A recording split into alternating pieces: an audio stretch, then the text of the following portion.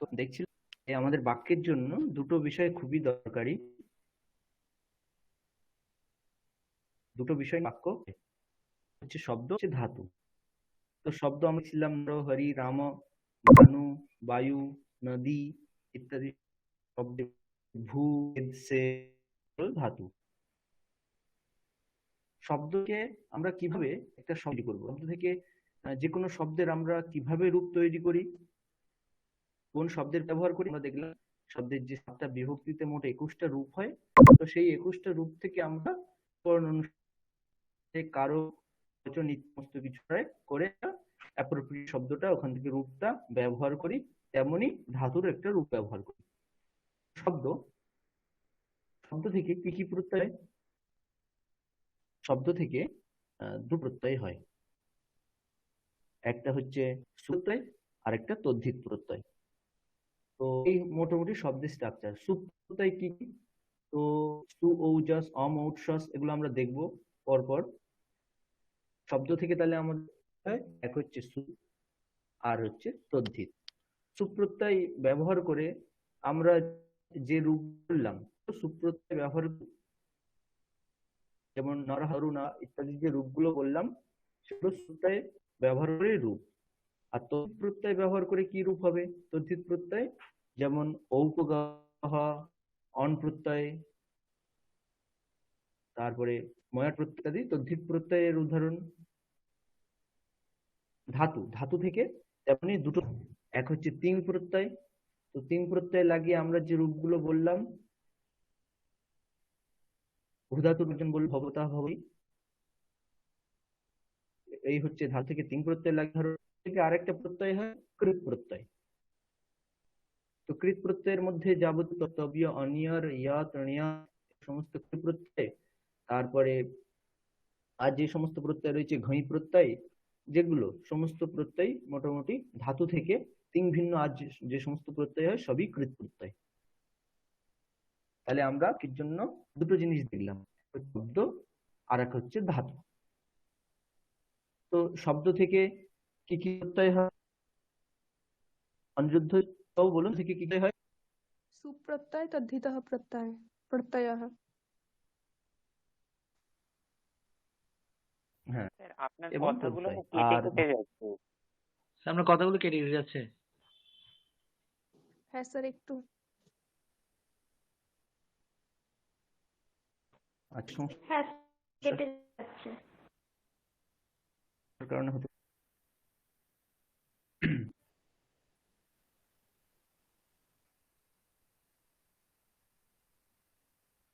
তাহলে আপনি করুন।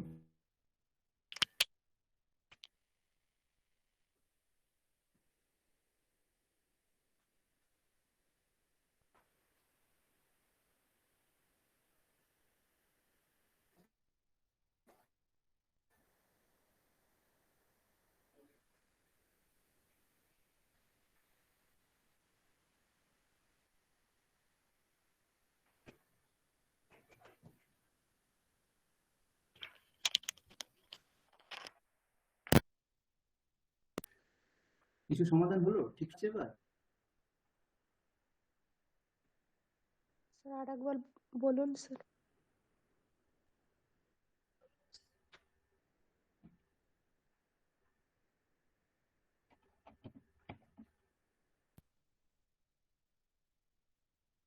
ঠিক শোনাচ্ছে? হ্যাঁ স্যার।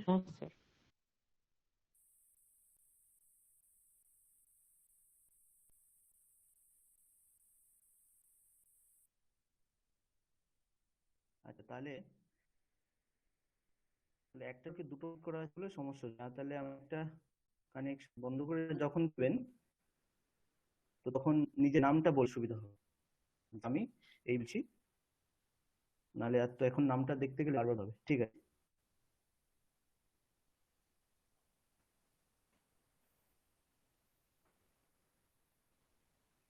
হুম। তাই আমরা শব্দ এবং ধাতু শব্দকে সুপ্রত্যয় এবং প্রত্যয় থেকে তিন প্রত্যয় কৃত প্রত্যয়। তাহলে বেসিক্যালি শব্দ থেকে সুপ্রত্যয়, ধাতু থেকে তিন প্রত্যয়। বেসিক প্রত্যয়। তো এগুলো বাদ দিলে মোটামুটি তদ্ধিত প্রত্যয় আর বাকি সবই। আর কি প্রত্যয়কে বাকি যে সমস্ত ধাতু থেকে হয় সব হচ্ছে কৃৎ প্রত্যয়। তো তাহলে বলুন ধাতু থেকে কি কি প্রত্যয় হয়? তিং প্রত্যয়, সুপ্রত্যয় আর প্রত্যয়। তদ্ধিত প্রত্যয়। আর এই ধাতু থেকে কৃৎ প্রত্যয়। হুম। হ্যাঁ, তিং প্রত্যয় এবং কৃৎ প্রত্যয়। তো কৃৎ প্রত্যয় কোনগুলো? তিং বাদ দিয়ে ধাতু থেকে আর যা প্রত্যয় হয় সবই হচ্ছে কৃৎ প্রত্যয়। তিং ভিন্ন সমস্ত কিছু যা ধাতু থেকে বিহিত হয়, ধাতু থেকে যে প্রত্যয়গুলো হয় সবই হচ্ছে কৃৎ প্রত্যয়। আচ্ছা, ঈশিতা আছেন? হ্যাঁ স্যার বলুন। হ্যাঁ, শব্দ থেকে কি কি প্রত্যয় হয়? সুপ্রত্যয় আর তদ্ধিতঃ প্রত্যয়। হ্যাঁ, সুপ্রত্যয় এবং তদ্ধিত প্রত্যয়। তো সুপ্রত্যয়ের উদাহরণ সু, ঔজস, ঔৎস, টাভ, ভ্যাম, ভিস, এগুলো আমরা দেখব। এগুলো হচ্ছে সুপ্রত্যয়। তদ্ধিত প্রত্যয় হচ্ছে অন, মতুক, ময়ট ইত্যাদি হচ্ছে তদ্ধিত প্রত্যয়। আর তিং প্রত্যয় ঝি ইত্যাদি হচ্ছে তিং প্রত্যয়, সেগুলো আমরা সবগুলো। আর কৃত্যয়ের কিছু নাম ঘি, লিউট, কৃত্য ইত্যাদি। তো আমরা বেসিক যদি দেখি, পচ ধাতু থেকে যদি ঘই প্রত্যয় করি পাকাহা, পাকাহা রূপ হয়। পচ ধাতু রান্না করা অর্থে পচতি এরকম হয়। সেই পচ ধাতু থেকে যদি আমরা ঘই প্রত্যয় করি সেটা হচ্ছে পাকাহা। তাহলে পাকাহা এটাকে যদি কেউ প্রশ্ন করে এটা তিঙন্ত রূপ না কৃদন্ত রূপ, কি বলবেন?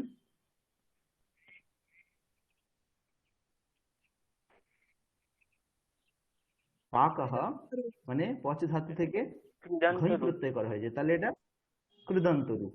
কৃদন্ত রূপ মানে যার থেকে কৃত প্রত্যয় করা হয়েছে। তিং মানে তিঙন্ত মানে যার থেকে তিং প্রত্যয় করা হয়েছে। তো পা কাহা আমরা দেখলাম এটা কৃত প্রত্যয় করা হয়েছে ঘই প্রত্যয়, তাহলে হচ্ছে কৃদন্ত রূপ।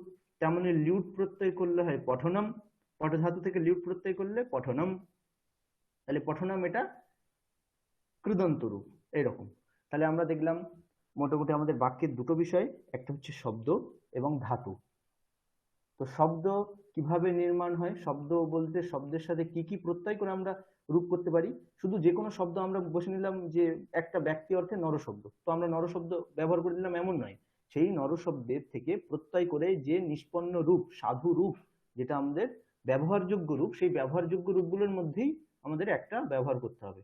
তো আমরা সুপ প্রত্যয় দেখলাম শব্দ থেকে বিহিত হয় সুপ এবং তদ্ধিত, ধাতু থেকে তিং এবং কৃত। সুপ্রত্যয়ের উদাহরণ সু, ওজস প্রভৃতি। তদ্ধিতের উদাহরণ অন, মতুম, ময়াট। তিং এর উদাহরণ তিপ্তস, ঝি। আর কৃতের ঘই, লিউট, কৃত্য। তো এরপরে আমরা সুপ্রত্যয়ের ডিটেলস দেখছি, যেটা আমাদের বাক্য তৈরি করতে গেলে আমরা বললাম দুটো জিনিস লাগে। এক হচ্ছে আমাদের তিং প্রত্যয়, সুপ্রত্যয়, আর তিং প্রত্যয়। শব্দ থেকে সুপ, ধাতু থেকে তিং। তো সেই শব্দ থেকে যে সুপ্রত্যয়, আমরা একটু আগে যে নরশব্দের রূপ বললাম, সেই নরশব্দের রূপ কিভাবে তৈরি হয়েছে তো আমরা জাস্ট জেনে নিই। তাহলে এই সংস্কৃত ভাষায় সুবন্ত, সুব যার শেষে সেগুলো হচ্ছে সুবন্ত, তিং প্রত্যয় যার শেষে সেগুলো হচ্ছে অন্ত। সুবন্ত এবং তিঙন্ত হলেই তাকে আমরা বলতে পারবো পদ। তাহলে পদ আমরা কাকে বলবো? তার শেষে হয় সুপ্রত্যয় থাকতে হবে, নাহলে তিং প্রত্যয় থাকতে হবে। সুপ্রত্যয় মানে কি? আমরা উদাহরণ বলছিলাম সুঔজাস, এখানে আমরা দেখতে পাচ্ছেন আপনারা সুঔজাস, এখানে 21টি সুপ্রত্যয় লেখা আছে, 21টি সুপ্রত্যয়। 21টি সুপ্রত্যয় কি কি? যেগুলো আমরা বলেছিলাম সুপ্রত্যয় ধাতুর থেকে হয়, তাই তো? হ্যাঁ, সুপ্রত্যয় কার থেকে হয়? শব্দ থেকে হয়। শব্দ থেকে হয়। শব্দ থেকে। হ্যাঁ, সুপ্রত্যয় আমাদের ধাতু থেকে নয়, শব্দ থেকে হয়। তাহলে সুপ্রত্যয় আমরা দেখলাম শব্দ থেকে হয়। তো এই যে আমরা দেখতে পাচ্ছি এখানে 21টি সুপ্রত্যয়। মোট আমাদের সুপ্রত্যয় কটা আছে? 21টি। সু, ঔ, জস, ঔৎসস, টাভ, ভ্যাম, ভিস, ঞে, ভ্যাম, ভ্যাস, ঙসি, ভ্যাম, ভ্যাস, ঙস, ওস, ঙি, অস, সুপ। এই হচ্ছে আমাদের 21টা সুপ্রত্যয়। সুপ কিভাবে হয়েছে তো এটা প্রত্যাহার পরে বলা হবে, এখন জাস্ট দেখে নিন। প্রথমে আছে সু, শেষের এই সুটাকে নিয়ে, আর শেষের এই প, শেষে যে আমরা দেখতে পাচ্ছি প আছে আর প্রথমে সু, তাহলে সু থেকে নিয়ে প, সেই জন্য সমুদায়টার নাম আমরা কি দিলাম? এটা সমুদায়টার নাম কি? সুপ। তাহলে সুপ বলতে আমরা কাকে বোঝাবো? পুরো সবটাই। কেন? কারণ সুপের যে সু, প্রথম সু, সেটাই প্রথম থেকে আরম্ভ হচ্ছে, আর শেষের যে প্রকার সেটা কোথাকার প্রকার? এই যে শেষে যে প্রকার আছে, সেই জন্য সুপ বলতে এই সমুদায় সমস্তটাই গ্রহণ হবে, প্রথম থেকে শুরু করে লাস্ট পর্যন্ত। একে বলা হয় প্রত্যাহার। তাহলে প্রত্যাহার নির্মাণ করে আমরা বলে দিলাম সুপ হচ্ছে এই 21টা প্রত্যয়েরই সংজ্ঞা হচ্ছে সুপ। আচ্ছা, তাহলে আমরা দেখলাম শব্দ থেকে সুপ প্রত্যয় হয়। সুপ প্রত্যয় বলতে এই 21টা প্রত্যয় লাগিয়েই শব্দ থেকে কিন্তু রূপ তৈরি হয়। এবার 21টা প্রত্যয় লাগিয়ে কিভাবে রূপ তৈরি হয় সেগুলো আমরা পরবর্তীকালে যখন হায়ার গ্রামার শিখবো তখন সূত্র আকারে কিভাবে হয় আমরা শিখবো। এখন আমরা, একজন বললো যে নর শব্দের রূপ মুখস্থ বললো, তো সেম টু সেম দেব শব্দের রূপ একজন বলো, এখানে তো লেখাই আছে। স্যার বলবো? হ্যাঁ বলুন। দেবः দেবौ দেবাः, দেবং দেবৌ দেবান, দেবেন হুম দেবাভ্যাম দেবৈः, দেবায় দেবাভ্যাম দেবেভ্যः, দেবাৎ দেবাভ্যাম দেবেভ্যः, দেবस्य দেবয়ः দেবানাং, দেবে দেবয়ः দেবেষু। গুড। এ হচ্ছে আমাদের 21টা রূপ হলো দেব শব্দের। তাহলে আমরা দেব শব্দকে, দেবতা অর্থে দেব শব্দকে যদি আমরা ইউজ করতে চাই তাহলে আমাদের এই 21টা রূপের মধ্যে থেকে কোনো একটা রূপ ব্যবহার করতে হবে। তো 21টা রূপ দেব, যে মূল শব্দ তাকে বলা হয় প্রাতিপদিক, যার থেকে আমরা প্রত্যয় করে এই দেবহ রূপ, আমাদের কি রূপ হচ্ছে আমাদের দেবহ, এই হচ্ছে রূপ। তাহলে দেবহ এই রূপটা কিভাবে তৈরি হয়েছে? তো আমরা দেখেছি আমাদের মোট 21টা প্রত্যয় আছে, তার মধ্যে প্রথমার একবচনে সুপ্রত্যয়। তাহলে দেব হচ্ছে মূল শব্দ, তার সাথে সুপ্রত্যয় করে দেবহ এই রূপটা আমাদের তৈরি হয়েছে, নিষ্পন্ন হয়েছে, ব্যবহারযোগ্য রূপ আমাদের তৈরি হয়েছে দেবহ। তো আমরা এই দেবহ রূপটাকেই এখন ব্যবহার করতে পারবো। তাহলে দেবহ রূপটা কিভাবে হয়েছে? যেখানে যে দেবতা বোঝানোর জন্য যে মূল শব্দ তাকে বলা হয় কি? প্রাতিপদিক। তাহলে এখানে দেবতা অর্থে যে এই রূপগুলো দেখতে পাচ্ছি, এখানে মূল শব্দ বা প্রাতিপদিক কোনটা? দেব। দেব এখানে হচ্ছে প্রাতিপদিক, তার সাথে আমরা কি প্রত্যয় করেছি? সুপ্রত্যয়। দেব এই প্রাতিপদিকের সাথে সুপ্রত্যয় করে আমরা কি রূপ করেছি? দেবহ।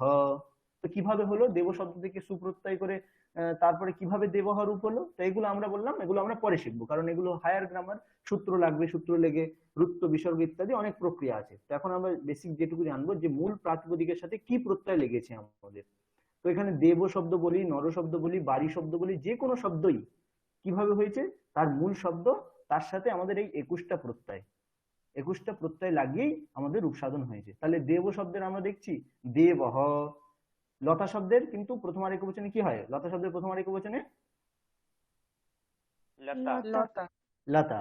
ওখানে কিন্তু লতাহ হয় না, লতা। তাহলে লতা ওখানেও তাহলে কি হবে? ওখানেও একই সিস্টেম, যে শব্দ লতা শব্দ তার সাথে সুপ্রত্যয় করেই কিন্তু লতা রূপটা হয়েছে। তো এখন দেখলাম দেব শব্দের সাথে সুপ্রত্যয় করে দেবহ, কিন্তু লতা শব্দের সাথে সুপ্রত্যয় করে লতাহ হচ্ছে না, লতা হচ্ছে। কেন? না তার জন্য বিশেষ সূত্র আছে, বিশেষ নিয়ম আছে, এগুলো আমরা পরবর্তীকালে যখন শিখবো হায়ার গ্রামার তখন শিখবো। এখন আমরা জাস্ট জানি যে কোনো শব্দেই রূপ কিভাবে তৈরি হয়, যে কোনো শব্দের রূপ তৈরি হয় এই সুপ্রত্যয় করে। তাহলে এখানে দেবহ আমরা বললাম দেব এই প্রাতিপদিকের সাথে সুপ্রত্যয় করে দেবহ রূপটা হলো। তাহলে করণ বাবু আপনি বলুন দেবৌ এটা কিভাবে তৈরি হয়েছে? তাহলে ও প্রত্যয় যোগ করে। কার সাথে কি সেটা বলুন। দেব শব্দের সাথে ও প্রত্যয় যোগ করে দেবও হয়েছে। হ্যাঁ, দেব এই প্রাতিপদিক, দেব বলবেন না কারণ এটা মূল শব্দ হচ্ছে অকারান্ত শব্দ। আমরা কেমন বলি? অকারান্ত শব্দ দেব। অকারান্ত মানে শেষের অকারটাকে আমাদের উচ্চারণ করতে হবে। বাংলায় বললে আমরা দেব বলি, কিন্তু সংস্কৃতে বললে দেব, অকারটা উচ্চারণ করতে হবে। তাহলে দেব এই প্রাতিপদিকের সাথে ঔ প্রত্যয় করে আমাদের রূপ হচ্ছে দেবৌ। এই রূপটা আমাদের হলো দেব এই প্রাতিপদিকের সাথে ঔ প্রত্যয় করে দেবৌ। আচ্ছা, অনিরুদ্ধ বাবু আপনি বলুন দেবাহা এই রূপটা কিভাবে হচ্ছে? দেব শব্দের সাথে যশ প্রত্যয় যুক্ত করে দেবাহ। দেব এই শব্দের সাথে যশ প্রত্যয় যোগ করে দেবাহা। তাহলে দেব এই শব্দ যেটার সাথে আমরা প্রত্যয় যোগ করছি তাকে আমরা কি নাম দিয়েছি? এখন কি বলবো? দেব এটাকে মূল শব্দ বা আরেকটা নাম বললাম, কি বললাম? প্রাতিপদিক। প্রাতিপদিক। দেখুন উপরে লেখা আছে প্রাতিপদিক, তার সাথে সুপ্রত্যয় করে আমরা শব্দ তৈরি করি। তো আমরা দেখি কি লেখা আছে এখানে। সংস্কৃত ভাষায় যে সমস্ত শব্দ ব্যবহার করা হয় তাদেরকে পদ বলা হয়। তাহলে আমরা দেখলাম পদ পদ আমরা বলেছি এর আগেই, যার শেষে হয় আমাদের সুপ্রত্যয় থাকতে হবে। তো সুপ্রত্যয় মানে আমরা দেখলাম আমাদের এই সু ও যস থেকে আরম্ভ করে নি ও সুপ, এই প্রত্যয়গুলোর মধ্যে যে কোনো একটা প্রত্যয় শেষে থাকতে হবে। তাহলে আমরা যদি দেবহা বলি তো দেখতে পাচ্ছি দেবহার শেষে আমাদের সুপ্রত্যয় ছিল, তাহলে দেবহা এটা একটা পদ। তাহলে পদ কাকে বলে?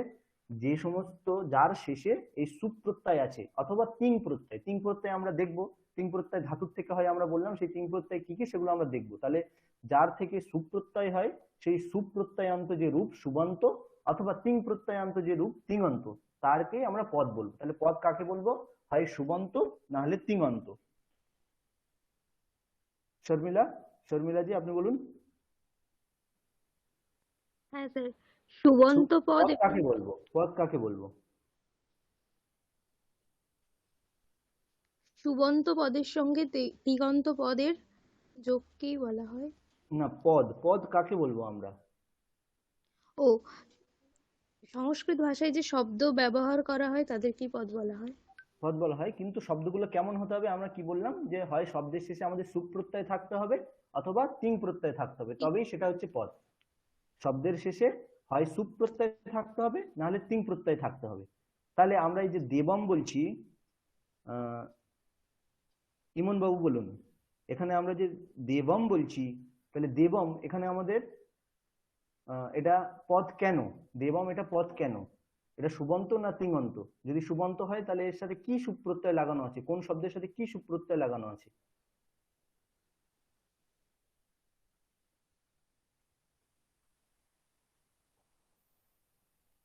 উনি মনে হয় উপস্থিত নেই। কে বলবেন তাহলে এটা? স্যার বলবো? হ্যাঁ বলুন। এটা কি তিনন্ত অম লাগানো লাগে? হ্যাঁ দেবম, তাহলে এটা কি আমরা কি বলবো? দেবম সুবন্ত না তিঙন্ত? তিনন্ত আম তিঙন্ত। আছে, অম আছে, আমি তাহলে গেস করলাম। হ্যাঁ, তাহলে অম প্রত্যয়টা আমাদের কোন প্রত্যয়ের মধ্যে পড়ছে? এই যে অম অম দেখতে পাচ্ছেন, অম এখানে আচ্ছা, আছে। ওটা হ্যাঁ, তাহলে ওটা সুপ্রত্যয়, এক বছর। হ্যাঁ, প্রত্যয়ের হ্যাঁ মধ্যে সুপ্রত্যয়। তাহলে এটা দেবম, এটা আমরা কি বলবো? এটা সুবন্ত না তিঙন্ত? তাহলে সুঅন্ত হবে। সুবন্ত। হ্যাঁ, তাহলে দেবমটা আমরা সুবন্ত, তাহলে সুবন্ত হলে তাকে আমরা বলতে পারি পদ। সুবন্ত অথবা তিঙন্ত যে কোনো একটা হলেই পদ। সেই পদটাকেই আমরা ব্যবহার করতে পারি। যে কোনো শব্দ আমরা ধরলাম আর বাক্যে ব্যবহার করে দিলাম তা হবে না, পদকেই আমাদের ব্যবহার করতে হবে। তাহলে পদ মানে কি? হয় তার শেষে সুপ্রত্যয় থাকতে হবে, নাহলে তার শব্দের শেষে তিন প্রত্যয় থাকতে হবে। তো আমরা স্যার এখানে তিন দেব প্রত্যয় কি, সরি টু ইন্টারাপ্ট, তিন প্রত্যয় মানে দ্বিবচন বহু বচন দুটোতেই মানে ওটা তিন প্রত্যয় হয়ে যাবে? তিন প্রত্যয় আমরা এখনো বলিনি। আমরা আগে কি দেখেছি? শব্দ থেকে কি হয়? সুপ্রত্যয় হয়। এই সুপ্রত্যয় বিষয়ে আমরা এখন দেখছি। সুপ্রত্যয় আচ্ছা, কোনগুলো? তিন প্রত্যয় তো ধাতু থেকে হয়। এখানে আমরা কি হুম বলেছি? হুম ধাতু থেকে হয় তিন প্রত্যয়, সেগুলো আমরা এখনো তো দেখিনি। এখন আমরা শব্দ থেকে যে সুপ্রত্যয় গুলো হয় সেই সুপ্রত্যয় গুলো নিয়ে আলোচনা করছি, যে সুপ্রত্যয় গুলো কি কি। আচ্ছা, বেশ, তাহলে আমরা দেখলাম সুপ্রত্যয় গুলো আমাদের এই 21টা সুপ্রত্যয়।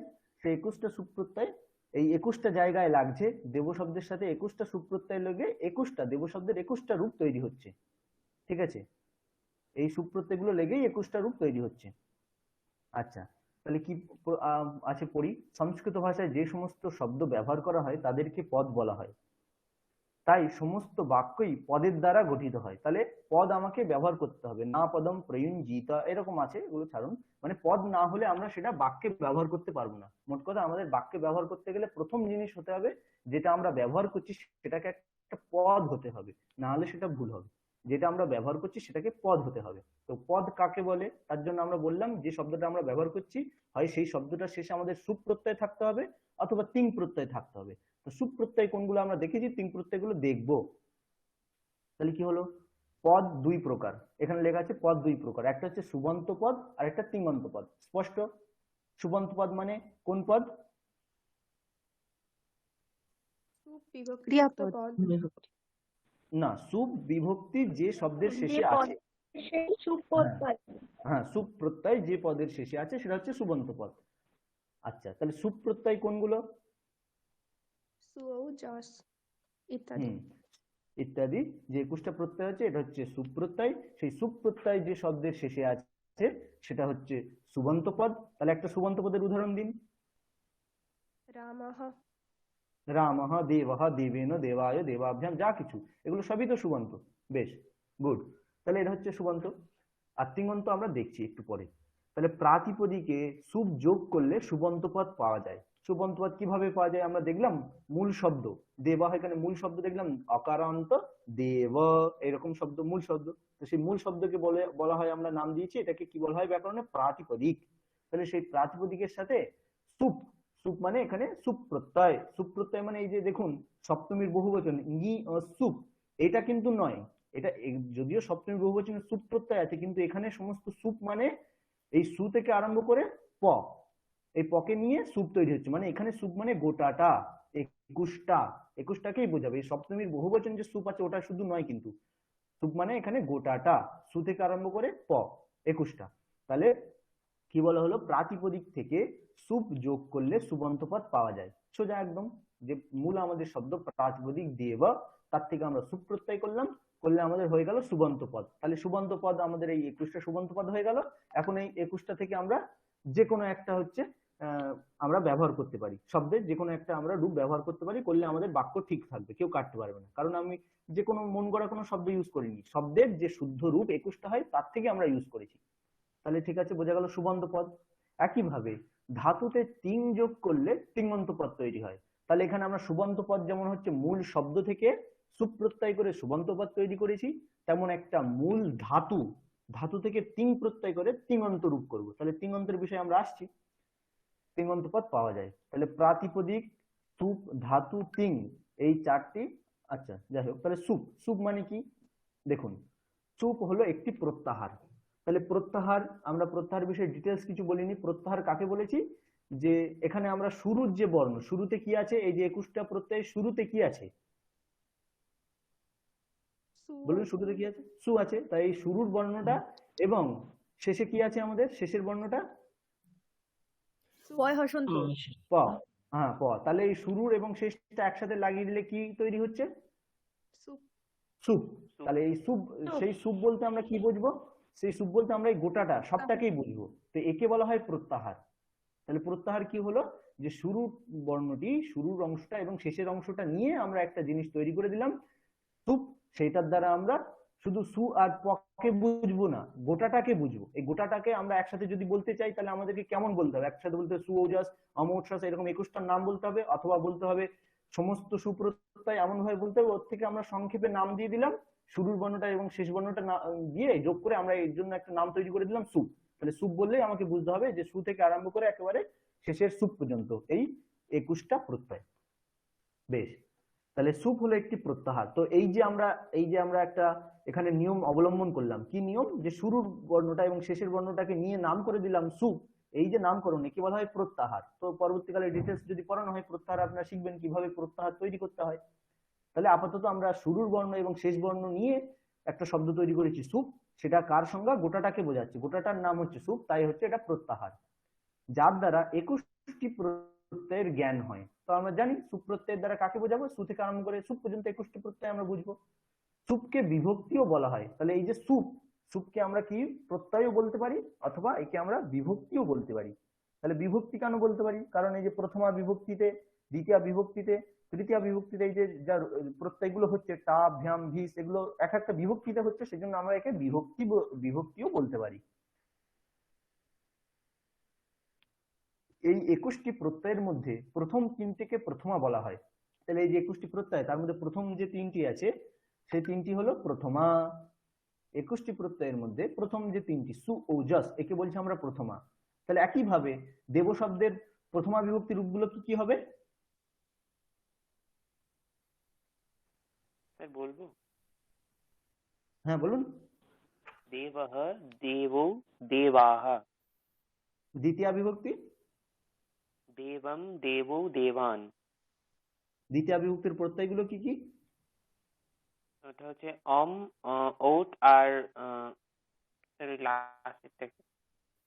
শস, স্যার তালব্যস্য দন্ত্য স, তালব্যস্য দন্ত্য স। তাহলে দন্ত্য স এর পরে আবার হলন্ত আছে, তাহলে কি হলো শস।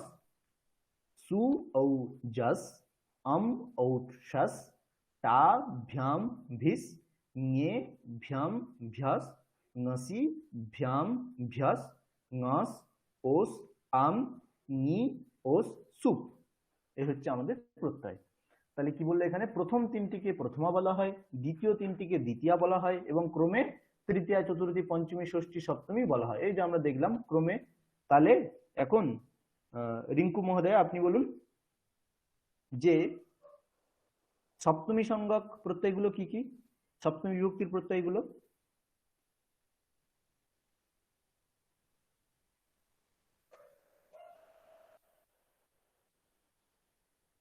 আসলে এখানে আমি তো নামটা দেখতে পাচ্ছি না, হোয়াটসঅ্যাপে যার যে নাম দিয়ে খোলা আমি সেই নাম অনুসারেই বলছি।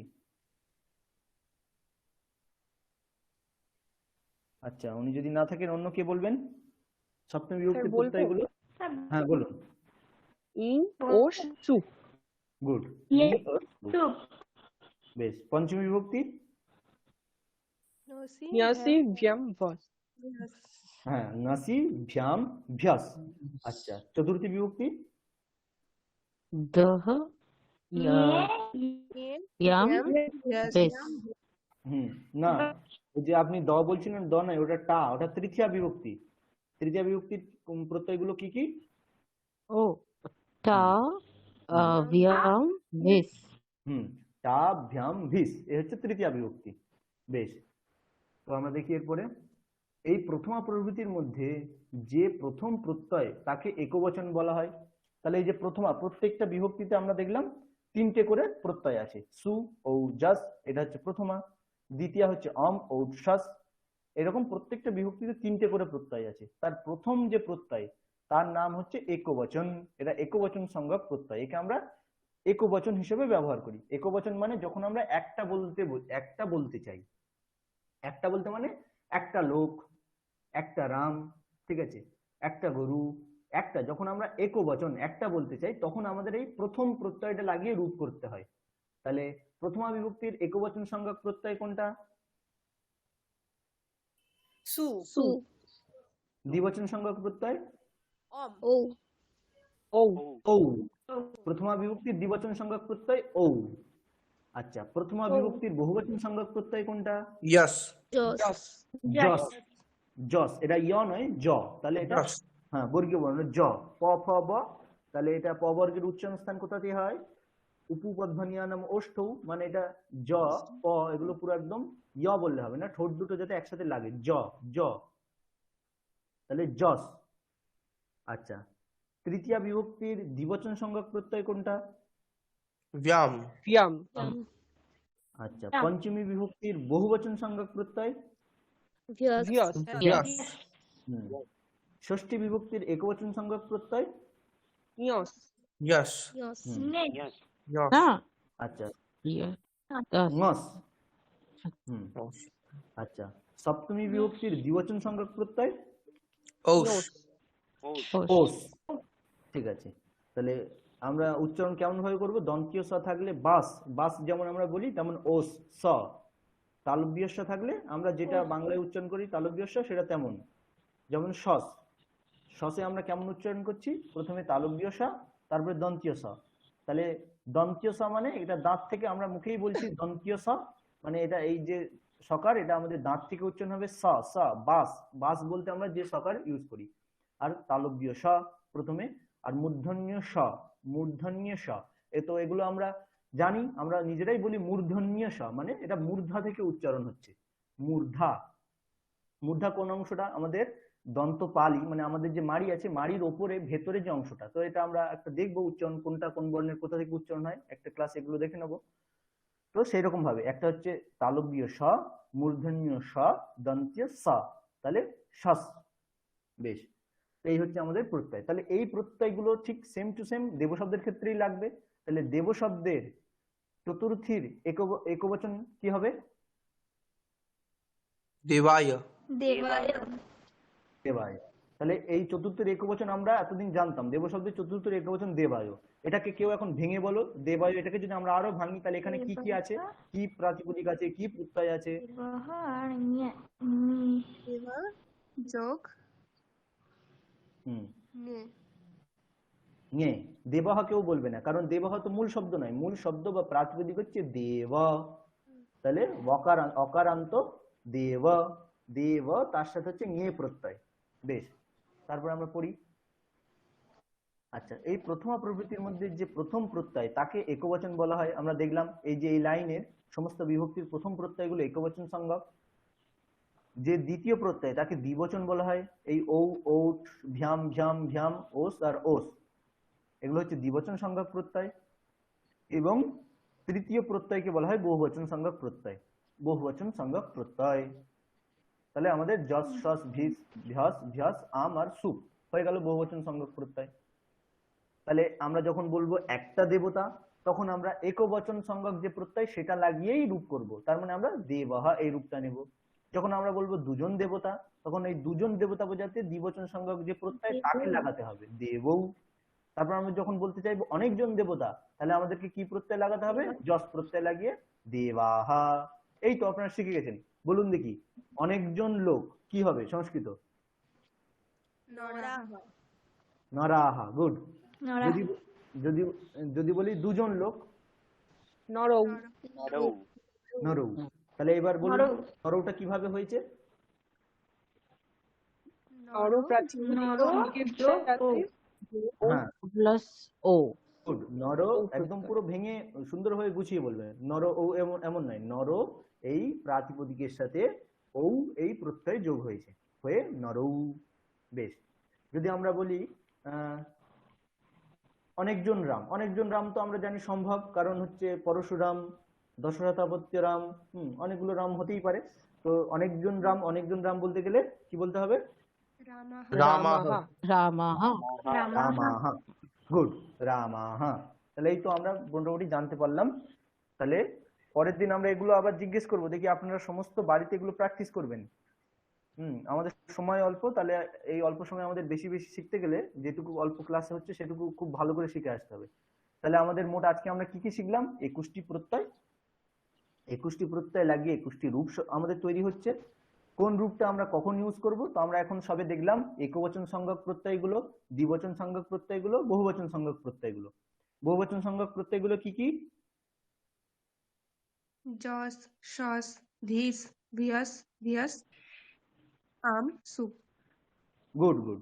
তাহলে এগুলো আমাদের বহুবচন সংজ্ঞক প্রত্যয়। তাহলে এগুলো লাগেই আমাদের ঠিক আমরা দেব শব্দ করলাম। তাহলে দেব শব্দের স্থানে আমরা এখন যত শব্দ আমরা পড়েছি বা পড়বো, সমস্ত কিছু মানে সংস্কৃত জগতে যত শব্দ আছে সমস্ত শব্দই যেখানকার সেই সমস্ত শব্দের আমরা যে রূপ ইউজ করি না কেন, সেই রূপের শেষে আমাদের এই 21টা প্রত্যয়ের মধ্যে যে কোনো একটা প্রত্যয় লাগাতে হবে। তাহলে আমরা এখন ইউজ করছি একটা যে কোনো শব্দ, কি বলি, মধু শব্দ, মধু। তাহলে মধু শব্দের আমরা তৃতীয়ার একবচনের রূপ করি মধুনা। তাহলে মধুনা যদি কেউ প্রয়োগ করে, তাহলে তোমরা ভেঙে বলো মধুনা এখানে কি কি আছে? মধু এই প্রাতিপদিকের সাথে টা প্রত্যয় করে। টা প্রত্যয় করে। মধু শব্দের রূপ কেউ বলতে পারবে? দরকার নেই। লতা শব্দের রূপ? হ্যাঁ। বলুন। লতা, লতে, লতাহ, লতাম, লতে, লতাহ, লতায়া, লতাভ্যাম, লতাভিঃ, লতা, লতে, লতাহ। আচ্ছা, একজন বলছে, একজন বলুন, নাহলে অনেকে হলে তখন লতাভিহি অব্দি হয়েছে, তারপরে লতায়ে, লতায়ৈঃ, লতাভ্যাম, লতাভ্যঃ, লতায়াহ, লতায়াহ, লতাভ্যাম, লতাভ্যঃ, লতায়াহ, লতয়ঃ, লতানাম, লতায়াম, লতয়ঃ, লতাসু। হ্যাঁ, ষষ্ঠী এবং সপ্তমী দ্বিবচনের উচ্চারণটা হচ্ছে না, লতায়োহ অন্তস্থ, তারপরে ওকার। লতায়াহ এরকম হয়ে যাচ্ছে, দেবায়োহ যেমন হচ্ছে লতায়োহ। তাহলে এগুলো, তাহলে লতা শব্দের তৃতীয় একবচনে লতয়া, এটা আমরা জানতাম। শব্দটা মুখস্থ করলে যে কেউ বলতে পারবে লতয়া। তাহলে লতয়া কিভাবে হয়েছে যদি কেউ জিজ্ঞেস করে, কি বলবেন? লতা প্রাতিপদিকের সাথে টা প্রত্যয়। হ্যাঁ, লতা এই প্রাতিপদিকের সাথে টা প্রত্যয়। বেশ, তাহলে আশা করি এখানে এগুলো সবাই আমরা বুঝেছি। আর কি লেখা আছে এটা পড়ে নিই। প্রাতিপদিক সম্পর্কে লেখা রয়েছে, ধাতু এবং প্রত্যয় বাদে যে সকল শব্দ সংস্কৃতে ব্যবহৃত হয় তাদের মূল শব্দকে প্রাতিপদিক বলা হয়। মানে মূল শব্দ যেটি সেটা হচ্ছে প্রাতিপদিক। তাহলে এখানে দেব শব্দেরই বিভিন্ন ভ্যারাইটিস আমরা দেখলাম। দেবাহা হচ্ছে, কখনো দেবও হচ্ছে, দেবা হচ্ছে, কিন্তু মূল শব্দ আমাদের এখানে কি? দেব। অকারান্ত পুংলিঙ্গ দেব শব্দ। তাহলে সেই মূল শব্দটাকে আমরা কি নাম দিলাম? প্রাতিপদিক বলা হয়। অথবা যে শব্দগুলির উত্তর সুপ্রত্যয় যোগ করা হয় তাদেরকে প্রাতিপদিক বলা হয়। প্রাতিপদিক কাকে বলছি আমরা? যে শব্দ থেকে, যে মূল জিনিসটা থেকে আমরা প্রত্যয় করছি। তাহলে দেবহ, এখানে আপনারাই বললেন এখানে ভাঙলে কি হবে? দেব, তার সাথে সুপ্রত্যয়। তাহলে যে কার সু যে প্রত্যয়, ওটা আমরা কার থেকে করছি? দেব এর থেকে করছি। তো সেই জন্য যার থেকে আমরা প্রত্যয় করছি সেটাকে আমরা কি নাম দিচ্ছি? প্রাতিপদিক। তাহলে প্রাতিপদিক কাকে বলে সেটা এখানে বলা রয়েছে। তাহলে প্রাতিপদিক মানে হচ্ছে মূল শব্দ। তাহলে মূল শব্দ মানে যার থেকে আমরা প্রত্যয় বিধান করছি সেই মূল শব্দটা হচ্ছে প্রাতিপদিক। সোজা জিনিস, একই জিনিস বারবার বলছি যাতে ক্লাসেই মুখস্থ হয়ে যায়। তাদেরকে প্রাতিপদিক বলা হয়। প্রাতিপদিক পুংলিঙ্গি, স্ত্রীলিঙ্গি এবং নপুংসকলিঙ্গি বা ক্লীবলিঙ্গি হয়। তাহলে প্রাতিপদিক আমরা দেখলাম তিনটে লিঙ্গে হয়, ঠিক আছে? প্রাতিপদিক 3 লিঙ্গে হয়। কি কি লিঙ্গ? পুংলিঙ্গ, স্ত্রীলিঙ্গ, ক্লীবলিঙ্গ। তো এটা অনেকের ভুল থাকে যে আমরা যেগুলো দেখি জগতে সেই অনুসারে কিন্তু লিঙ্গ নির্ধারণ হয় না। যে লিঙ্গ আমরা দেখছি একটা স্ত্রীবাচক শব্দ পুংলিঙ্গ হতে পারে, শব্দকে অনুসরণ করে লিঙ্গানুশাসনম আছে, সেই লিঙ্গ অনুশাসন থেকে আমরা বুঝতে পারি কোন শব্দ কোন লিঙ্গে, নাকি আমরা যে দ্রব্যগুলো দেখছি সেগুলো। যেমন স্ত্রী, একজন স্ত্রী বোঝাতে তো স্ত্রী মানে যে কেউ বলবে তাহলে এটা কি স্ত্রীলিঙ্গ? তা কিন্তু নয়। স্ত্রী বোধক যে শব্দ, সেই শব্দটা কোন লিঙ্গে হবে সেটা কিন্তু ওই স্ত্রীরূপ অর্থটাকে দেখে আমরা নির্ধারণ করি না। ওই শব্দের জন্য সূত্র আছে, নিয়ম আছে যে এই শব্দ এই লিঙ্গে ব্যবহার হয়। স্ত্রী বোঝাতে কলত্র শব্দ আছে, সেই কলত্র শব্দ কোন লিঙ্গে? কলত্র শব্দ কিন্তু ক্লীবলিঙ্গে। সেই জন্য কেউ মোটামুটি অর্থ দেখে লিঙ্গ নির্ধারণ হয় না, এটা মাথায় রাখতে হবে। যাই হোক, তাহলে প্রাতিপদিকের 3টে লিঙ্গ হয়। তাহলে পুংলিঙ্গ, ক্লীবলিঙ্গ আর হচ্ছে স্ত্রীলিঙ্গ। তো যে লিঙ্গেরই যে রূপই হোক না কেন আমাদের এই 21টা প্রত্যয় মাথায় রাখতে হবে। এই 21টা ব্যতীত অন্য কোনো পন্থা নেই। যে লিঙ্গেরই রূপ, লতা শব্দ হোক, দেব শব্দ হোক, মধু শব্দ হোক, মিত্র শব্দ হোক বা জ্ঞান শব্দ হোক, যাই বলি, ফল শব্দ হোক, সমস্ত শব্দেরই আমাদের রূপ করতে গেলে এই 21টা রূপই 21টা প্রত্যয়ই লাগবে, অন্য আর কিছু নেই। যে ক্লীবলিঙ্গ বলে অন্য প্রত্যয়, পুংলিঙ্গ বলে অন্য প্রত্যয়, এমন কিছু নেই। এই 21টা প্রত্যয়ই লাগবে। বেশ, তাহলে পুংলিঙ্গ, স্ত্রীলিঙ্গ আর ক্লীবলিঙ্গ। তাহলে পুংলিঙ্গের উদাহরণ আমরা দেখলাম দেব শব্দ। স্ত্রীলিঙ্গের উদাহরণ কি শব্দ? লতা। লতা। লতা, লতা। লতা, শারদা, এগুলো আকারান্ত শব্দ, লতা। আচ্ছা, ক্লীবলিঙ্গের উদাহরণ? পুস্তক। পুস্তকম, ফলম, জ্ঞানম। জ্ঞানম হচ্ছে কোথাকার রূপ? ফলম, প্রথমার একবচন, মানে এখানে যে আমরা দেবহ বলছি সেটা। তাহলে আমরা যদি বলি শব্দটা কি, তাহলে কি বলতে হবে? জ্ঞান। শব্দ।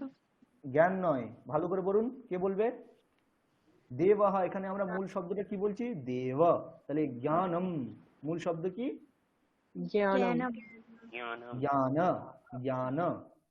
নকারান্ত ক্লীবলিঙ্গ জ্ঞান শব্দ। নকারান্ত মানে শেষে নকার আছে, তাই বলছি অকারান্ত, শেষে অকার আছে, নকারের পরে অকার আছে, তাহলে জ্ঞান। পুস্তকম, আমরা এটা পুস্তকম বলছি, পুস্তকম কিন্তু শব্দ নয়, পুস্তকম প্রথমার একবচন। তাহলে মূল শব্দ কি হবে? পুস্তক। পুস্তক। গুড। জ্ঞানম, জ্ঞানম। ফলম, ফলম। তাহলে ফলম, কেউ যদি জিজ্ঞেস করে ফলানি বা ফলেন এখানে কি শব্দ আছে, কেউ ফলম শব্দ বলবেন না, কারণ ফলম তো শব্দ নয়। ফল, গুড, ফল শব্দ। আচ্ছা, তাহলে তিনটে, এই প্রাতিপদিকের 3 লিঙ্গে হয়। প্রতিটি লিঙ্গের প্রাতিপদিককে তার অন্তিম বর্ণ অনুসারে অকারান্ত, ইকারান্ত ইত্যাদি ভাবে ভাগ করা হয়। তাহলে আমরা প্রাতিপদিককে কিভাবে ভাগ করি? যে প্রাতিপদিকের শেষে অকার আছে তাকে আমরা বলি অকারান্ত প্রাতিপদিক। যে প্রাতিপদিকের শেষে হ্রস্ব ইকার আছে, হ্রস্ব ইকার, তাকে আমরা বলি ইকারান্ত। যদি উকার থাকে তাকে বলি আমরা উকারান্ত। তাহলে আমাদের এই যে দেব, এটাকে যদি এখানে আমরা মূল শব্দ বলছি দেব শব্দ, তাহলে এটাকে যদি আমরা ভাঙি, এর মধ্যে কি কি বর্ণ আছে কে বলবে? দ, দ বললাম না, দয় হসন্তা, তারপরে এ, দয় হলন্তম, এ, বয় হলন্তা, বয় হলন্তম, হ্যাঁ, অ, আ, আর কিছু নেই। এটা তো একবচন বলছি, আমরা প্রাতিপদিক বলছি। প্রাতিপদিক তো দেব, সেখানে আছে আমাদের দ, এ, ব, অ, তাহলে শেষে আমাদের আছে অ। তাহলে ওই প্রাতিপদিককে আমরা কেমন ভাবে বলতে পারি? শেষে যার অকার আছে তাকে সেই প্রাতিপদিককে আমরা কেমন বলতে পারি? অকারান্ত প্রাতিপদিক। অকারান্ত। হ্যাঁ, অকারান্ত প্রাতিপদিক। তাহলে আমরা এই যে দেব শব্দ শিখলাম, এর আমরা মূল প্রাতিপদিক জানি দেব। তাহলে এখন আমরা এতক্ষণ বলছিলাম যে প্রাতিপদিক দেব, এটা হচ্ছে প্রাতিপদিক। আরো একটু যদি ভালোভাবে বলি, এই যে আমরা শিখলাম এর শেষে যেহেতু অকার আছে, তাহলে এটাকে আমরা কি প্রাতিপদিক বলবো? অকারান্ত প্রাতিপদিক। অকারান্ত প্রাতিপদিক। গুড। তো তেমন আমরা যদি হরি শব্দ দেখি, হরিহি, হরি হরায়াহ, হরিম, হরি হরিম, এই যে রূপগুলো হয়, ওর মূল প্রাতিপদিক কি? মূল শব্দটা কি? হরি। হরি। হরি। এবার এখন আমরা কি বলবো ভালো করে, মানে যদি আমরা গুছিয়ে বলি তাহলে কি বলবো? প্রাতিপদিকটা কি? ইকারান্ত হ্যাঁ, ইকারান্ত প্রাতিপদ। ইকারান্ত প্রাতিপদিক। গুড, ইকারান্ত প্রাতিপদিক। সেই জন্য আমরা যখন শব্দ শিখি, যে কোনো শব্দরূপ বললে তার পরিচয় বাক্য একটা থাকে। পরিচয় বাক্যের মধ্যে আমরা কি কি বলি, সেটা কি কারান্ত এবং কোন লিঙ্গে। যেমন এই যদি দেব শব্দ বলি, তো যদি কেউ জিজ্ঞেস করে যে দেবে এর পরিচয় বলো, পরিচয় বাক্য যদি আমরা বলতে হয়, দেব শব্দের রূপ হয়তো লিখে আনতে হবে। তাহলে পরিচয় বাক্য হেডিংটা আমরা কি লিখবো? অকারান্ত পুংলিঙ্গ দেব শব্দ। তাহলে আমার পুরো কমপ্লিট বুঝিয়ে দিলাম। এখানে দেব শব্দ আছে, সেটা অকারান্ত আছে এবং এটা পুংলিঙ্গ। তাহলে আপনাদের খাতা পেন থাকলে এগুলো নোট করে নিন, মানে প্রত্যেক শব্দের পরিচয়, প্রাতিপদিকের পরিচয় কিভাবে বলতে হয়,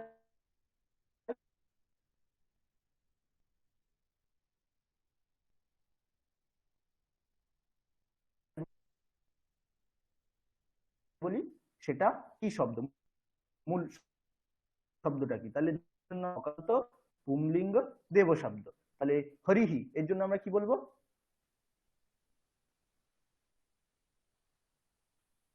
স্যার শোনা যায়নি। আচ্ছা, কোন শব্দের পরিচয় বাক্য আমরা বলি কিভাবে? শোনা যাচ্ছে তো? হ্যাঁ। হ্যাঁ হ্যাঁ স্যার। স্যার, এবার শোনা যায়। হ্যাঁ, কোন শব্দের আমরা পরিচয় বলার সময় তিনটে জিনিস উল্লেখ করি, যে মূল সেখানে প্রাতিপদিক কোনটা, দুই হচ্ছে প্রাতিপদিকের শেষে কি আছে, তিন হচ্ছে সেটা কোন লিঙ্গে। তাহলে এই যে দেবাহা দেব দেবাহা, এটা যদি আমরা পরিচয় বাক্য লিখি তাহলে আমরা কেমন লিখবো? অকারান্ত পুংলিঙ্গ দেব শব্দ, অকারান্ত পুংলিঙ্গ দেব শব্দ। তার দ্বারা আমরা বুঝতে পারলাম কি, এটা আমাদের অকারান্ত শব্দ, মানে এই শব্দের শেষে আমাদের অকার আছে।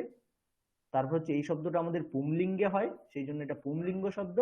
আর এখানে মূল শব্দ হচ্ছে দেব, তাহলে অকারান্ত পুংলিঙ্গ দেব শব্দ। তেমন যদি আমরা বলি হরি শব্দ, কেমন বলবেন পরিচয়টা? হরিহি, ধরুন হরিহি রূপ আমি ব্যবহার করলাম, তাহলে তার পরিচয় বাক্য কেমন বলবো? ইকারান্ত, হ্যাঁ হরি পুংলিঙ্গ প্রাতিপদিক, শব্দ। সেটা হ্যাঁ, ইকারান্ত ইকারান্ত, এবং এটি পুংলিঙ্গ শব্দ। ইকারান্ত এবং পুংলিঙ্গ হরি শব্দ। তাহলে বলতে হবে ইকারান্ত পুংলিঙ্গ হরি শব্দ। বেশ, তো এটা হচ্ছে ইকারান্ত গেল। উকারান্ত আমরা কি শব্দ পড়েছি? সাধু শব্দ হতে পারে। তাহলে সাধুহু, সাধুহু বললাম, তাহলে পরিচয় বাক্যটা কেমন হবে? উকারান্ত পুংলিঙ্গ সাধু শব্দ। অনিরুদ্ধ বাবু বলুন। হ্যাঁ স্যার বলুন। কি হবে যদি আমরা সাধুহু বলি পরিচয় বাক্য? উকারান্ত পুংলিঙ্গ সাধু শব্দ। গুড, উকারান্ত পুংলিঙ্গ সাধু শব্দ। বেশ, তাহলে এটা সোজা ভাষায় লেখা রয়েছে, বর্ণ অনুসারে শেষে যে বর্ণ আছে সেই অনুসারে তাকে আমরা অকারান্ত, ইকারান্ত ইত্যাদি ভাবে ভাগ করে থাকি। যে সকল প্রাতিপদিকের অন্তিম বর্ণ এবং লিঙ্গ সমান হয়, সেই সকল প্রাতিপদিকের সুবন্ত রূপ সমান হয়। কি কি সমান হবে? অন্তিম বর্ণ এবং লিঙ্গ যদি সমান হয়, তাহলে অন্তিম বর্ণ এবং লিঙ্গ মাথায় রাখুন। কি কি? দুটো শব্দের মধ্যে যদি অন্তিম বর্ণ এবং দুটো শব্দের যে লিঙ্গ যদি সমান হয়, তাদের রূপও সমান হবে, একদম একই, সেম টু সেম হবে।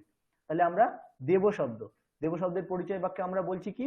অকারান্ত পুংলিঙ্গ দেব শব্দ, তাই তো বলছি। রাম শব্দের পরিচয় বাক্য কি হবে? অকারান্ত পুংলিঙ্গ শব্দ। অকারান্ত পুংলিঙ্গ রাম শব্দ। রাম রাম শব্দ। রাম শব্দের ক্ষেত্রে আমরা বলছি অকারান্ত পুংলিঙ্গ রাম শব্দ। হ্যাঁ, মলেদা ক্লাস চলছে। না ক্লাস চলছে, আমি পরের কথা বলছি। তাহলে কি হলো, আমরা রাম শব্দের ক্ষেত্রে পরিচয় বাক্য বলছি অকারান্ত পুংলিঙ্গ রাম শব্দ।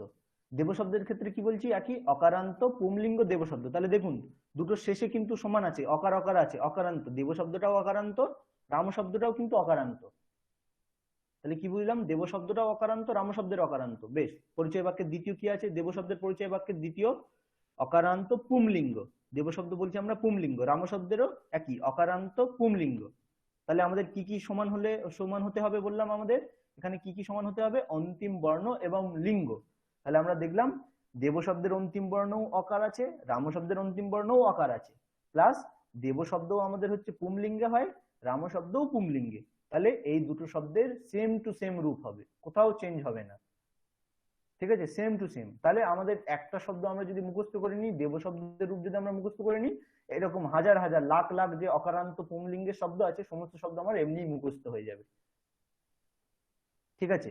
তাহলে যেমন আমরা তুহিন, তুহিন আছে, তাহলে দেব শব্দের তৃতীয়ার একবচনে কি আমাদের রূপ, দেব শব্দের তৃতীয়ার একবচনে তুহিন চক্রবর্তী, আপনি বলুন। স্যার দেবে না। দেবে না। তাহলে তুহিন শব্দ যদি হয় তার তৃতীয়ার একবচনে কি হবে, তুহিনে না। তুহিনে না। যদি হয় রাম শব্দ, রামে না। রামিনা। ওখানে মূর্ধন্য নকার হবে, বিশেষ সূত্র আছে। তাহলে হ্যাঁ হ্যাঁ। আচ্ছা, তার আর অকারান্ত প্রাতিপদিক, যেমন আমরা যদি বলি অজয়, তাহলে কি হবে, অজয় না। অজয়েন রমেশ, রমেশেন রমেশেনা। গুড। রমেশেন আচ্ছা, রিঙ্কু, রিঙ্কু মহোদয় আছেন?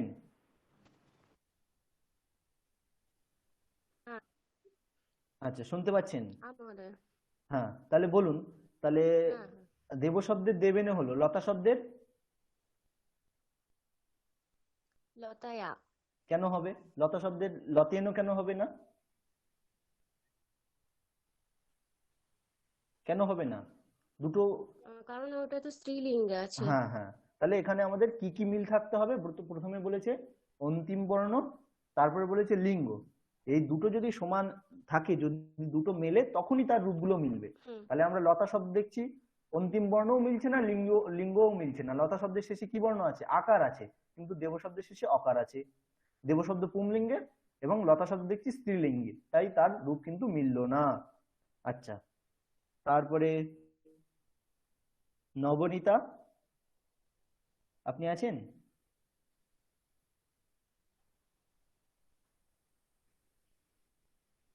ঈশিতা, হ্যাঁ স্যার। হ্যাঁ বলুন। তাহলে দেব শব্দের দ্বিতীয়ার বহুবচন দেবান। দেবান। আর ফল শব্দের, ফলান। ফল শব্দের না। ফলন হয় না, কি হয়, ফলম ফলে ফলানি, ফলানি। ফলানি। ফলানি। তাহলে ফলানি। দেখলাম মিলছে না, দেব শব্দ তো অকারান্ত, ফল শব্দও অকারান্ত, তাহলে মিলছে না কেন রূপ? ফল শব্দটা স্ত্রীলিঙ্গ। লিঙ্গ বলে। হ্যাঁ, গুড গুড, এই তো সবই তো বুঝে গেছেন। ফল শব্দ নপুংসক লিঙ্গ, দেব শব্দ পুংলিঙ্গ, সেই জন্য তার রূপ মিলছে না। আমাদের দুটো জিনিস মিলতে হবে, এক হচ্ছে অন্তিম বর্ণও যেমন মিলতে হবে, তেমন লিঙ্গও মিলতে হবে।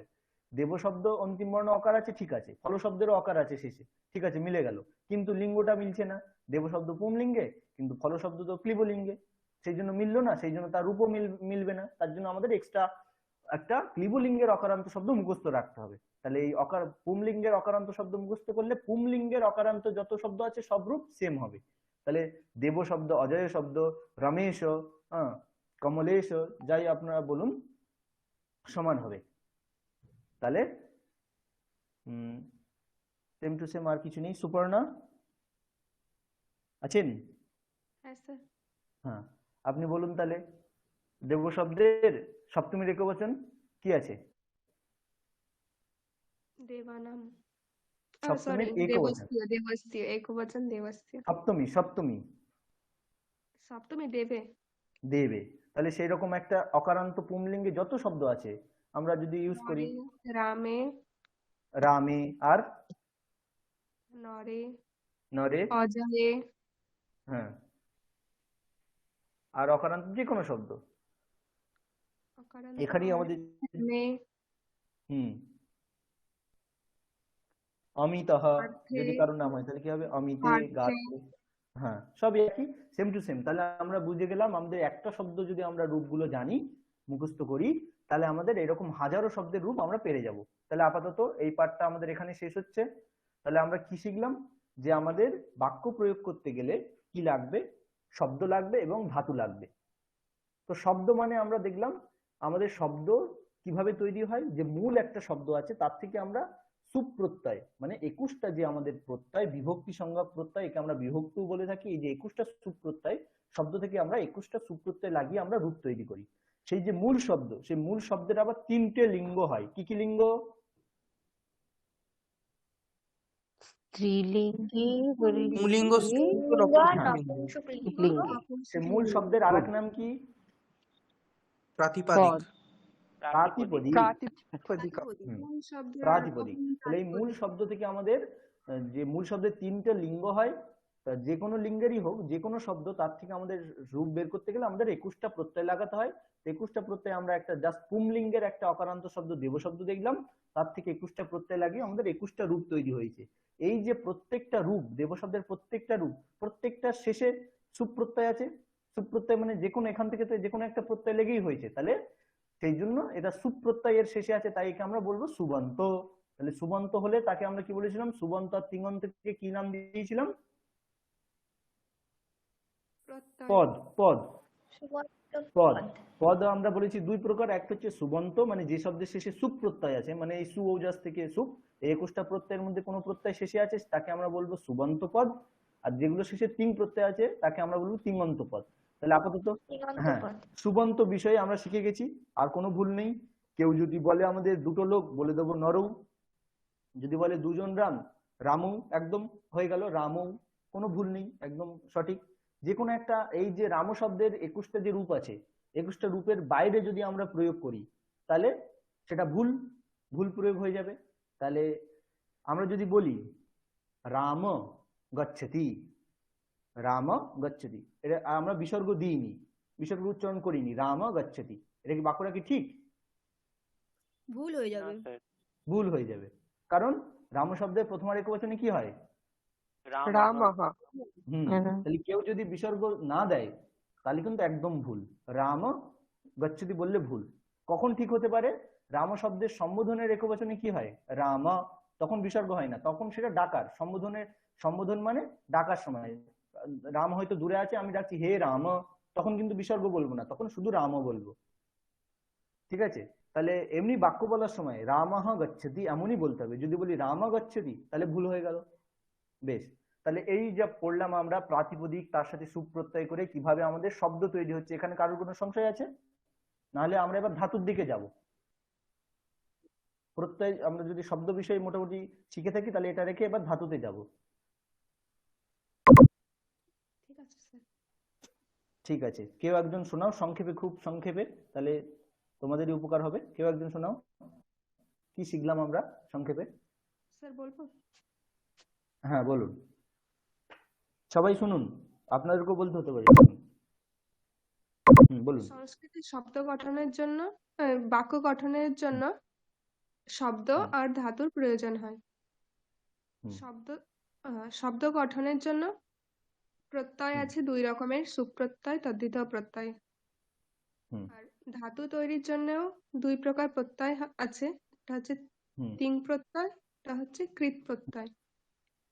প্রত্যয়ের মধ্যে সু ও যস থেকে শুরু করে সুব বিভক্তি পর্যন্ত একদম যে 21টা প্রত্যয় আছে সেগুলোর কথা এখানে বলা হয়েছে।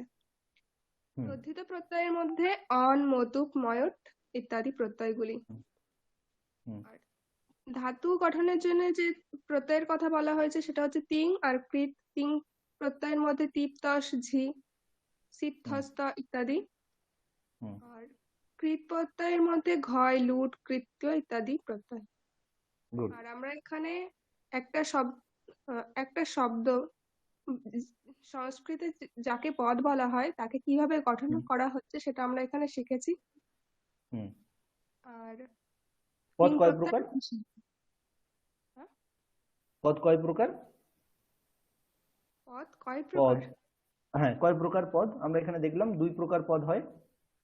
হ্যাঁ, 2 প্রকার পদ হয়। এটা হচ্ছে হ্যাঁ সুবন্ত পদ, হ্যাঁ একটা তদ্ধিতান্ত পদ। না, সুবন্ত পদ আরেকটা পদ তিঙন্ত সুবন্ত পদ তিঙন্ত। হ্যাঁ ও, সুবন্ত দিগন্ত পদ, পদ। হ্যাঁ তিঙন্ত পদ সুবন্ত তো স্যার পদ, আমরা এখনো যাইনি। হ্যাঁ সুবন্ত পদ মানে হচ্ছে সেই পদগুলোর শেষে কি বিভক্তি থাকতে হবে? ইত্যাদি। না না, সুবন্ত সুপ প্রত্যয় সুপ প্রত্যয় থাকতে হবে, সেইগুলো সুপ প্রত্যয় বা সুপ বিভক্তি শেষে থাকতে হবে, তাই জন্য হচ্ছে সুবন্ত পদ। তো একটা সুবন্ত পদের উদাহরণ, ও হ্যাঁ, তিঙন্ত পদের উদাহরণ, সুবন্ত সুবন্ত সুবন্ত পদের উদাহরণ রামঃ।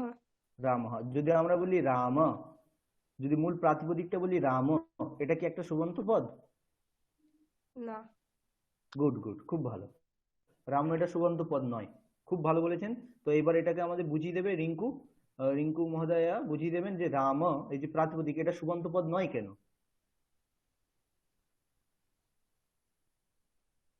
হুম?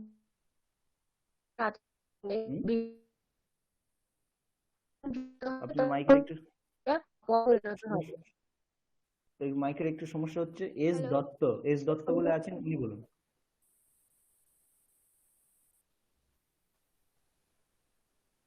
বলুন। হ্যাঁ বলুন। প্রাতিপদিক যুক্ত সুপ হলে তবেই ওটা সুপন্ত হবে। হ্যাঁ, তাহলে রাম এটার হচ্ছে শেষে আমরা সুপ্রত্যয় করিনি এখনো, তাই কি আমরা সুবন্ত বলতে পারবো না, তাহলে এটা সুবন্ত পদ নয়। তাহলে এটাকে আমরা বাক্যে ব্যবহার করতে পারবো? না, সম্বোধনে ব্যবহার করতে পারবো, বাক্যে নয়। সম্বোধনে যেটা আমরা ব্যবহার করতে পারছি ওটা তো প্রাতিপদিক নয়, ওটা সম্বোধনের সুপ্রত্যয় করেই হয়েছে। তো যে মূল যে প্রাতিপদিক তাকে আমরা ব্যবহার করতে পারবো না। বেশ, তাহলে আমরা এই শিখলাম সুপ প্রাতিপদিক থেকে সুপ্রত্যয়। মোটামুটি এই যে লেখাটা আছে যেটুকু আমরা বলেছি পুরোটা এখানে বাংলায় লেখা আছে, আপনারা এটা পড়ে একদম বুঝে আসবেন। আজকে বুঝেছেন, নেক্সট দিন আমাদের একদিন বাদে বাদে মানে আমরা মিলছি আবার 1 সপ্তাহ পরে, সেই জন্য আপনারা এটা দেখে অভ্যেস করে আসবেন, নাহলে পরের দিন আবার নতুন করে বলতে হবে। আর এটা যদি 2 দিন আপনারা ওয়েট করেন তাহলে ভুলে যাবেন। নতুন যখন বুঝেছেন তখন এটা অভ্যাস করে নিন, তাহলে এটা বসে যাবে। সোজা, একদম সোজা জিনিস। বেশ, তাহলে সুপ্রত্যয় বিষয়ে যদি আর কারোর জিজ্ঞাসা বা প্রশ্ন না থাকে আমরা এবার তিন প্রত্যয়ের মধ্যে যাই। কি বলেছিলাম, আমাদের ধাতু থেকে সুপ্রত্যয় হয়, বেসিক জিনিস একদম সুপ, সেই সুপ্রত্যয় আমরা দেখলাম। শব্দ থেকে সুপ্রত্যয় হয়, সেই সুপ্রত্যয়গুলো আমরা এখন দেখলাম। এবার আমরা যাচ্ছি ধাতু থেকে যে তিন প্রত্যয় হয়। আমাদের শব্দ গঠনের জন্য শব্দরূপ আর ধাতুরূপ দুটো জিনিস লাগবে। তাহলে শব্দরূপের জন্য আমরা এখন শব্দ শিখে গেছি, রামহা রামু রামাহা, তারপর লতা লতি লতাহা, যেগুলো হয় শব্দ শিখলাম। সেই শব্দগুলোর আমরা জানলাম যে শব্দগুলোর হচ্ছে প্রথমটা হচ্ছে একবচন রামহা, দ্বিতীয়টা রামু দ্বিবচন, রামাহা বহুবচন। যে রামহা রামু রামাহা এই প্রথম লাইনটা হচ্ছে প্রথমা, রামুম রামু রামান এটা হচ্ছে দ্বিতীয়া। এগুলো আমরা শিখলাম, শব্দের মোটামুটি পরিচয় আমাদের হয়ে গেল। ধাতুর পরিচয় এবার আমরা শিখবো, যদি শব্দের পরিচয় আমরা শিখে থাকি, যদি প্রশ্ন না থাকে। কারো কোনো প্রশ্ন শব্দের পরিচয় আর নেই তো?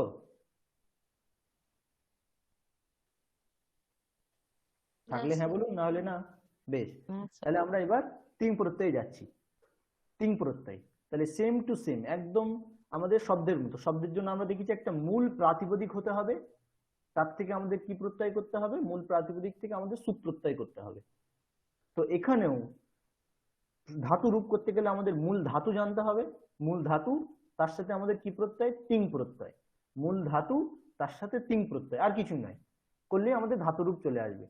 আচ্ছা, ওখানে সুপ্রত্যয় মানে আমরা দেখেছিলাম 21টা প্রত্যয়, এখানে তিং প্রত্যয় মানে আমাদের 18টা প্রত্যয়। তো তিং প্রত্যয় দেখুন সবাই, আমি পড়ছি, উচ্চারণগুলো দেখুন। টিপ থস ঝি সিপ থস থ মিপ ওয়াস মস ত আতম ঝ থাস আথম ধ্বম ইট ওহিং মহিং। এটা আমাদের যেমন ওখানে আমরা সুপ প্রত্যয় করেছিলাম তেমন আমাদের তিং প্রত্যয়। আচ্ছা, এবার আমি একটা জিনিস বলবো না, দেখি আপনাদের মধ্যে কে বলতে পারে। ওখানে আমরা যেমন সুপ নাম দিয়েছিলাম, এখানে আমরা তিং নাম দিয়েছি, কেন নাম দিয়েছি? এখানে আমরা তিং কেন নাম দিয়েছি? শুরু করে আর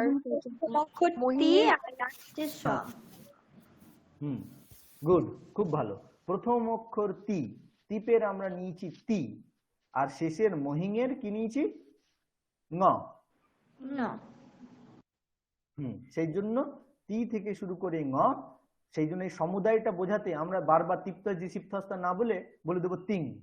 তিং বলে দিলেই আমাদের পুরোটাই বুঝিয়ে গেল। এটাকে কিভাবে, এই যে নিয়ম, এই টেকনিকটার কি নাম বলেছিলাম আমরা আগের বার? প্রত্যাহার। গুড, প্রত্যাহার। আচ্ছা, তাহলে এখানে এটা আমাদের প্রত্যাহার। তাহলে কি হলো? তিং প্রত্যয়। তিং প্রত্যয় আমরা করে দিলাম। তিং প্রত্যয়ের মধ্যে আমাদের 21টা প্রত্যয় হলো। এইবার ভালো করে দেখুন, এই 21টা প্রত্যয়কে আমরা দুভাগে ভাগ করেছি।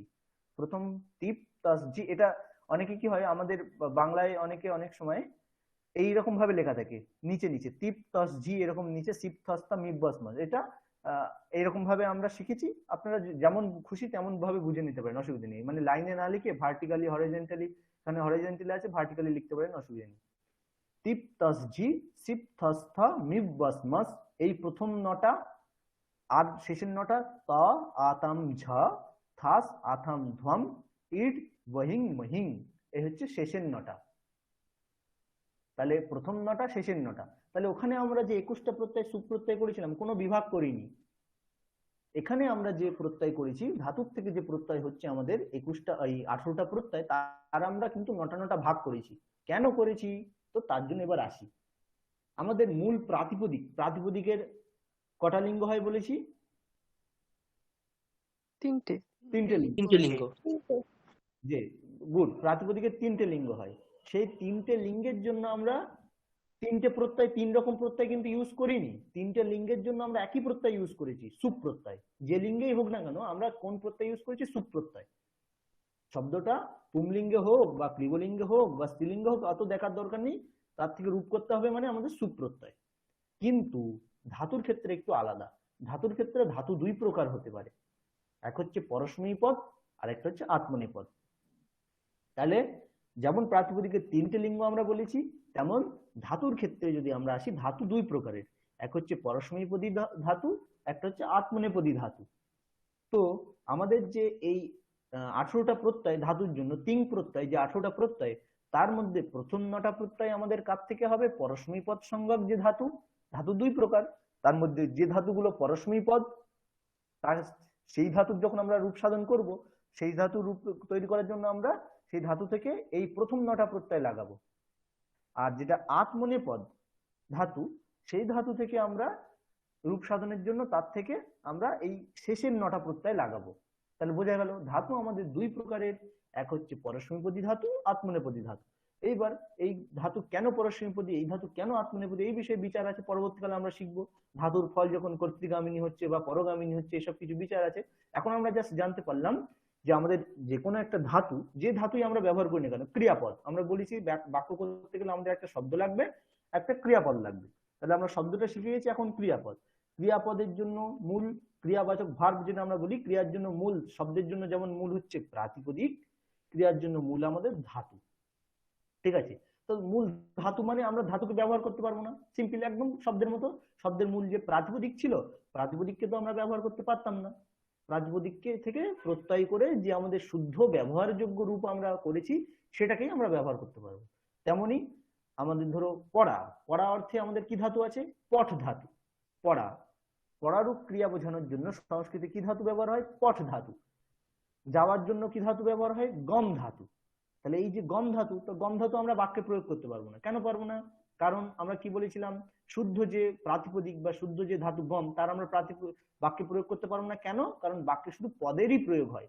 আর পদ মানে শেষে হয় আমার সুপ্রত্যয় থাকতে হবে, নাহলে 3 প্রত্যয় থাকতে হবে। তাহলে যে শুধু যে গম, এটা শেষে তো কোনো প্রত্যয় নেই, না সুপ্রত্যয় আছে না 3 প্রত্যয় আছে। তাহলে যে শুধু যে গম, সেটাকে আমরা তো প্রয়োগ করতে পারবো না। তাহলে সেটাকে আমাকে প্রয়োগ করতে গেলে তার থেকে আমাদের হয় সুপ প্রত্যয় লাগাতে হবে, নাহলে 3 প্রত্যয় লাগাতে হবে। তো আমরা জানি গম এটা ধাতু, তাহলে ধাতু হওয়ার কারণে সুপ প্রত্যয় তো গম থেকে লাগবেই না। তাহলে কি লাগবে? গম যেহেতু ধাতু, ধাতু হওয়ার কারণে গম থেকে আমাদের 3 প্রত্যয় লাগবে। তো 3 প্রত্যয়ের মধ্যে আমরা দেখলাম 3 প্রত্যয় আমাদের 9 9 18টা। তাহলে 18টা 3 প্রত্যয়ের মধ্যে আমরা দেখলাম ধাতু যদি আমাদের পরস্ময়ীপদী হয়, তাহলে তার থেকে প্রথম 9টা লাগবে। ধাতু যদি আত্মনেপদী হয়, তার থেকে পরের 9টা লাগবে। তাহলে গম ধাতুটা কেমন, পরস্ময়ীপদী না আত্মনেপদী, সেটা আমাদের এখন জানতে হবে। তো আমরা দেখলাম শব্দের যেমন আমাদের লিঙ্গ আমরা কিভাবে জানতে পারি না, নিয়ম অনুসারে। পরবর্তীকালে আমরা বিভিন্ন নিয়ম আছে লিঙ্গানুশাসন থেকে, তেমন ধাতুরও বিভিন্ন নিয়ম আছে। সেই নিয়ম থেকে আমরা জানতে পারি এই ধাতু পরস্ময়ীপদী না এই ধাতু আত্মনেপদী। এখন আপাতত আমরা মানে ওই নিয়মের দিকে যাবো না, সিম্পল কোন ধাতু কোন পদী আমি বলে দিচ্ছি সেইভাবে জানো। তাহলে গম ধাতু পরস্মৈ পদী, তাহলে গম ধাতু যদি পরস্মৈ পদী হয় তাহলে গম ধাতুর আমাকে বাক্যে ব্যবহার করার জন্য গম ধাতু থেকে আমরা কোন নটা প্রত্যয় করব? মানে পর্যন্ত পরস্মৈপদী প্রত্যয়টা। পরস্মৈপদী প্রত্যয়। তাহলে এই প্রত্যয়গুলো আমি বলছি, আপনারা আবার শুনুন, এগুলো চেষ্টা করবেন পরবর্তী ক্লাসে মুখস্থ করে, যদি করে আসতে পারেন, যে যতটা মুখস্থ করবে বা মনে রাখবে তার ততটাই লাভ। সুপ প্রত্যয় আর তিং প্রত্যয় একবার বলছি শুনুন, দরকার হলে নিজেদের ফোনে রেকর্ডও করে নিতে পারেন। টিপ তাস ঝি সিপ বলে থা মিপ মাস্টারমশাই, হ্যাঁ বলুন।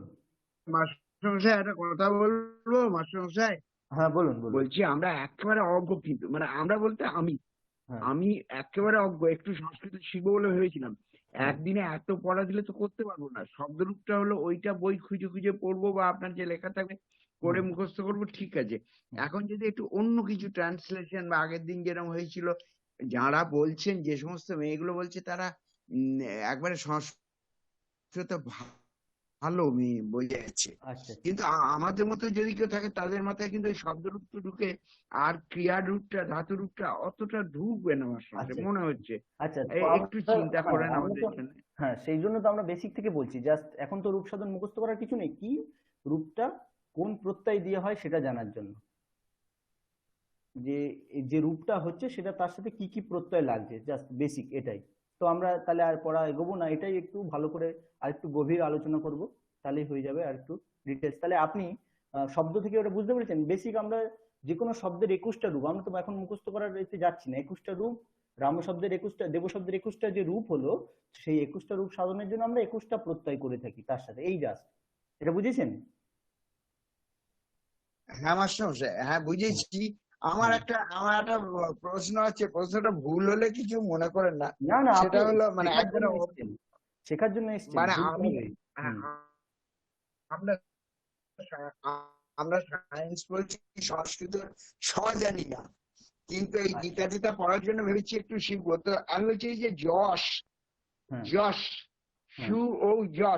যশটা কি করে নরহা হয়ে গেল? মানে যশটা নর যোগ প্লাস যশ নরা হলো, এর যে কোনো ক্লু থাকলে একটু বলুন না।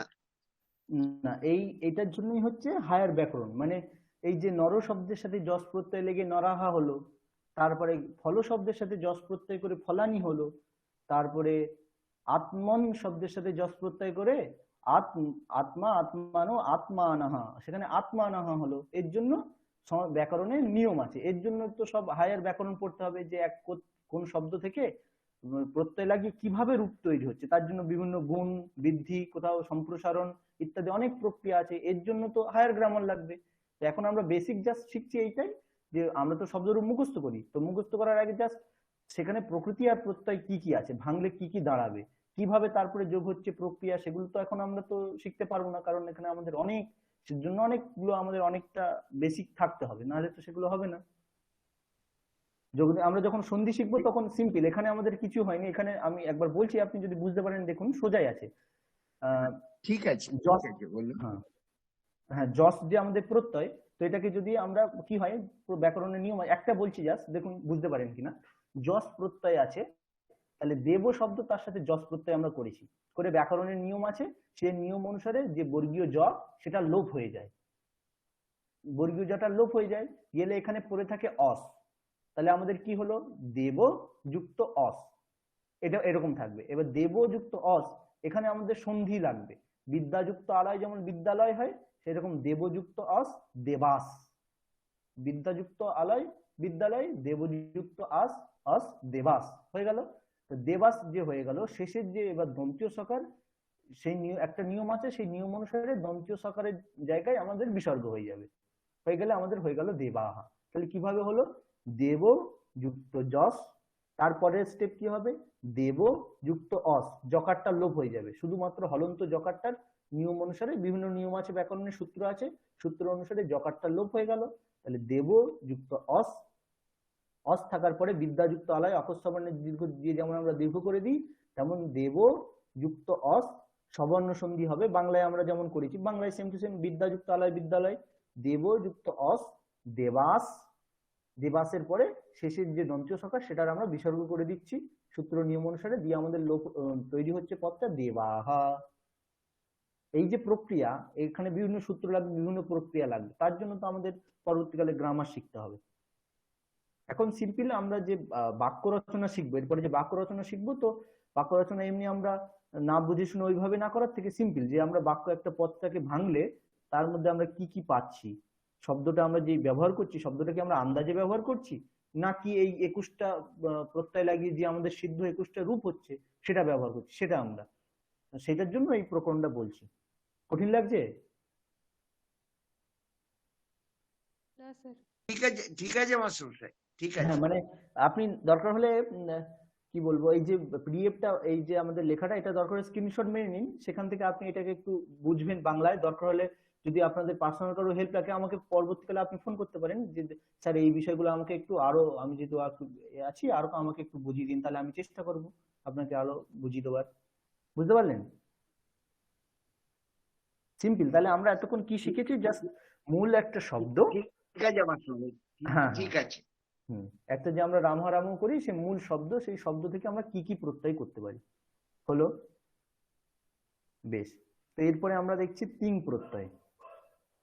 তাহলে আজকে আমরা বেশি এগোবো না, তিং প্রত্যয় শব্দ এবং ধাতু জাস্ট বেসিক দেখেই আমরা রেখে দেবো। তিং প্রত্যয় তাহলে কি? সেম টু সেম শব্দটাকে মাথায় রেখে আমরা এগোবো। তিং প্রত্যয় একইভাবে একটা আমাদের মূল ধাতু থাকবে, তার সাথে আমাদের 21টা তিং প্রত্যয় লাগাতে হবে। 21টা নয়, 18টা। সেই 18টা তিং প্রত্যয়, তার মধ্যে আমরা দেখলাম শব্দ যেমন শব্দের হয় মূল প্রাতিপদিক, তেমন ধাতুরূপের ক্ষেত্রে মূল ধাতু।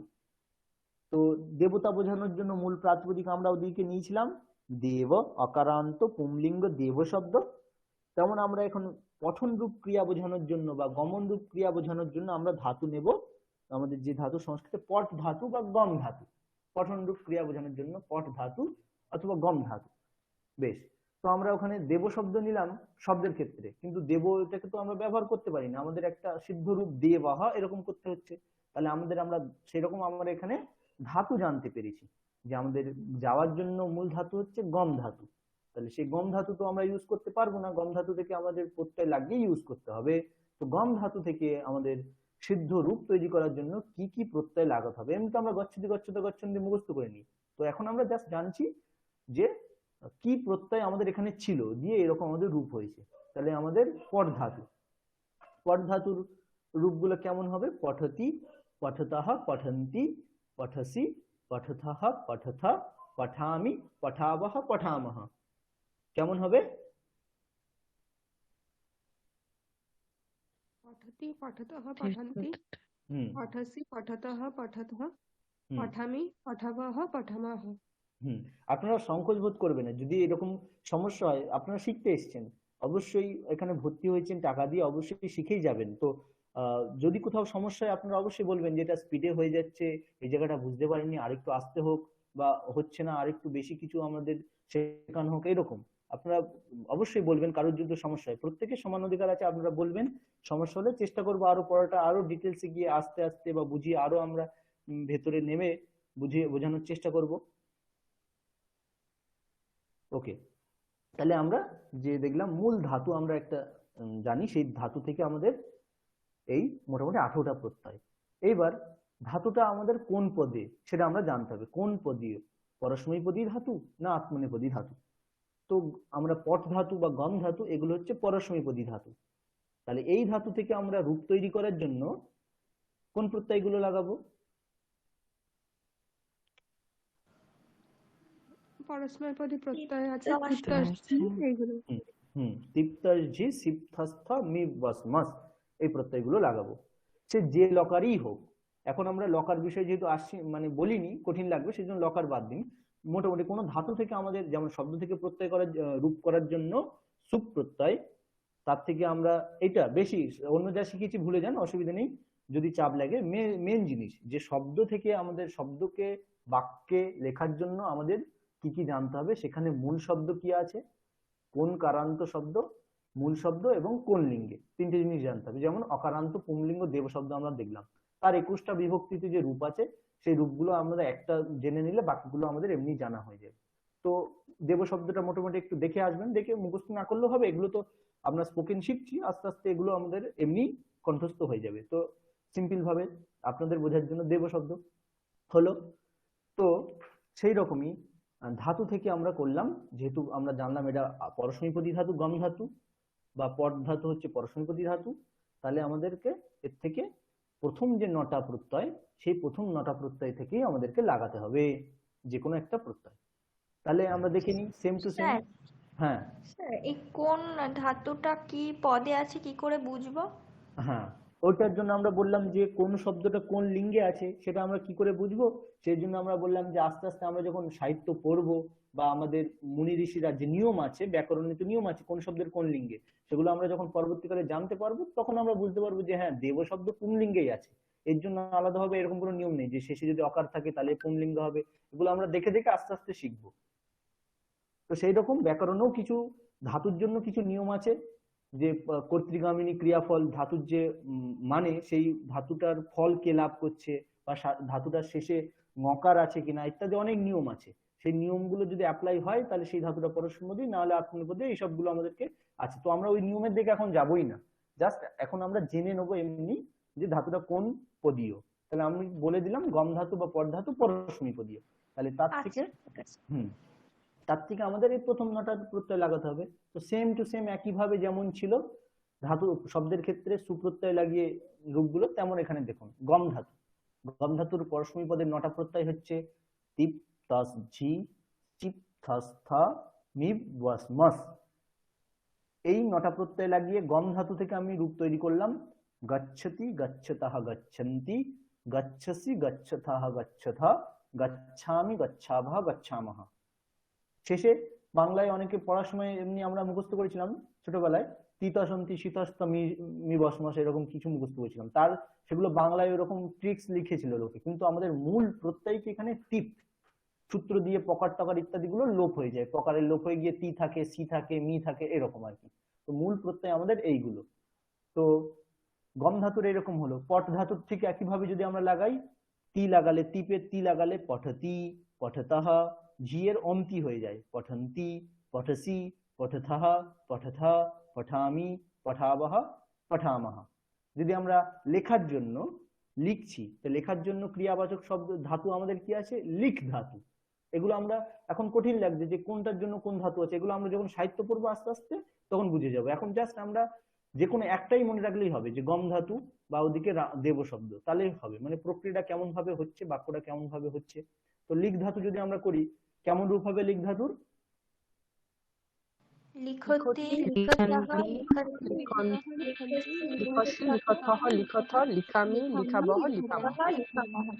গুড। তাহলে এটা কি হলো, এটা হচ্ছে আমাদের মূল যে ধাতু, ধাতুর সাথে আমরা জাস্ট এই প্রত্যয়গুলো লাগিয়ে দিলাম, তাছাড়া আর কিছুই নয়। ওখানেও আমরা সুপ প্রত্যয় লাগিয়েছিলাম, এখানে তিন প্রত্যয় লাগালাম, লাগিয়ে আমরা দেখছি লিখ ধাতু বা পট ধাতু, লিখতি লিখতহা লিখন্তি, লিখসি লিখতহা লিখথা, লিখামি। এখানে কিন্তু লিখমি হচ্ছে না, লিখামি আকার হচ্ছে। তো কেন হচ্ছে প্রশ্ন জাগতে পারে। তো এর জন্য আমাদের পরবর্তীকালে হাইয়ার গ্রামার, যে এই প্রত্যয়গুলো লাগিয়ে কিভাবে কি প্রক্রিয়া কার্য করে আমাদের রূপগুলো হচ্ছে। এখন আমরা জাস্ট ওগুলো প্রক্রিয়ায় যাব না, জাস্ট জেনে নেবো এই প্রত্যয়গুলো লাগিয়ে এই রূপগুলো আমাদের তৈরি হয়েছে। স্যার একটা প্রশ্ন করবো? হ্যাঁ করুন। বলছি যে ছোটবেলায় আমরা তো পড়েছিলাম ওই টি তস অন্তি সি থস থ মি ওয়াস মাস, নিচে নিচে পড়েছিলাম, আর এটা এখন দেখছি পাশাপাশি, তাহলে দুটোই কি ঠিক, দুভাবে কি করা যায়? হ্যাঁ দুভাবে করা যায়, অসুবিধা নেই। এখানে জাস্ট বোঝার জন্য এরকম লিখেছে, আপনি যেভাবে পড়েছেন সেভাবেও প্রথম আর একবচনের টিপ আসবে, মধ্যম পুরুষের একবচনের টিপ আসবে, শুধু এখানে না আসে সেটা এখানে আসবে একই, জাস্ট যেভাবে যার লিখতে সুবিধা হয় সেইভাবে এখানে পাশাপাশি লিখেছে, আপনারা ওপর নিচ করে লিখবেন, তিতাসন্তি শীতস এমন ভাবে লিখবেন, কোনো অসুবিধা নেই। তখন আর এখানে টি তস ঝি দেখছি, টিপ তস ঝি এটা হচ্ছে মূল প্রত্যয়, ওটা আমরা কি বললাম তিতাসন্তি যেটা আমরা বলতাম ওটা আমরা শর্টকাট ইউজ করেছি, কিন্তু মূল যে প্রত্যয় সেটা কিন্তু টিপ তস ঝি। আচ্ছা আচ্ছা, এটা হচ্ছে আমাদের মূল প্রত্যয়, টিপ তস ঝি সিপ থস থা মিপ ওয়াস মাস। আচ্ছা ধন্যবাদ। বেশ, তাহলে এই আমাদের প্রত্যয়। তাহলে পরস্মৈপদী ধাতু হলে এই প্রত্যয়গুলো লাগাতে হবে। এবং আমরা যেমন পরস্মৈপদী ধাতু দেখলাম পট ধাতু বা গম ধাতু, তেমনি একটা আত্মনেপদী ধাতু আমরা দেখছি সেব ধাতু। সেব ধাতু আত্মনেপদী। কেন আত্মনেপদী সেটা বিষয়ে আমরা এখন আলোচনা করব না, জাস্ট একটা আত্মনেপদী ধাতুর উদাহরণ সেব ধাতু। তাহলে সেব ধাতু থেকে আমরা কোন প্রত্যয়গুলো করব?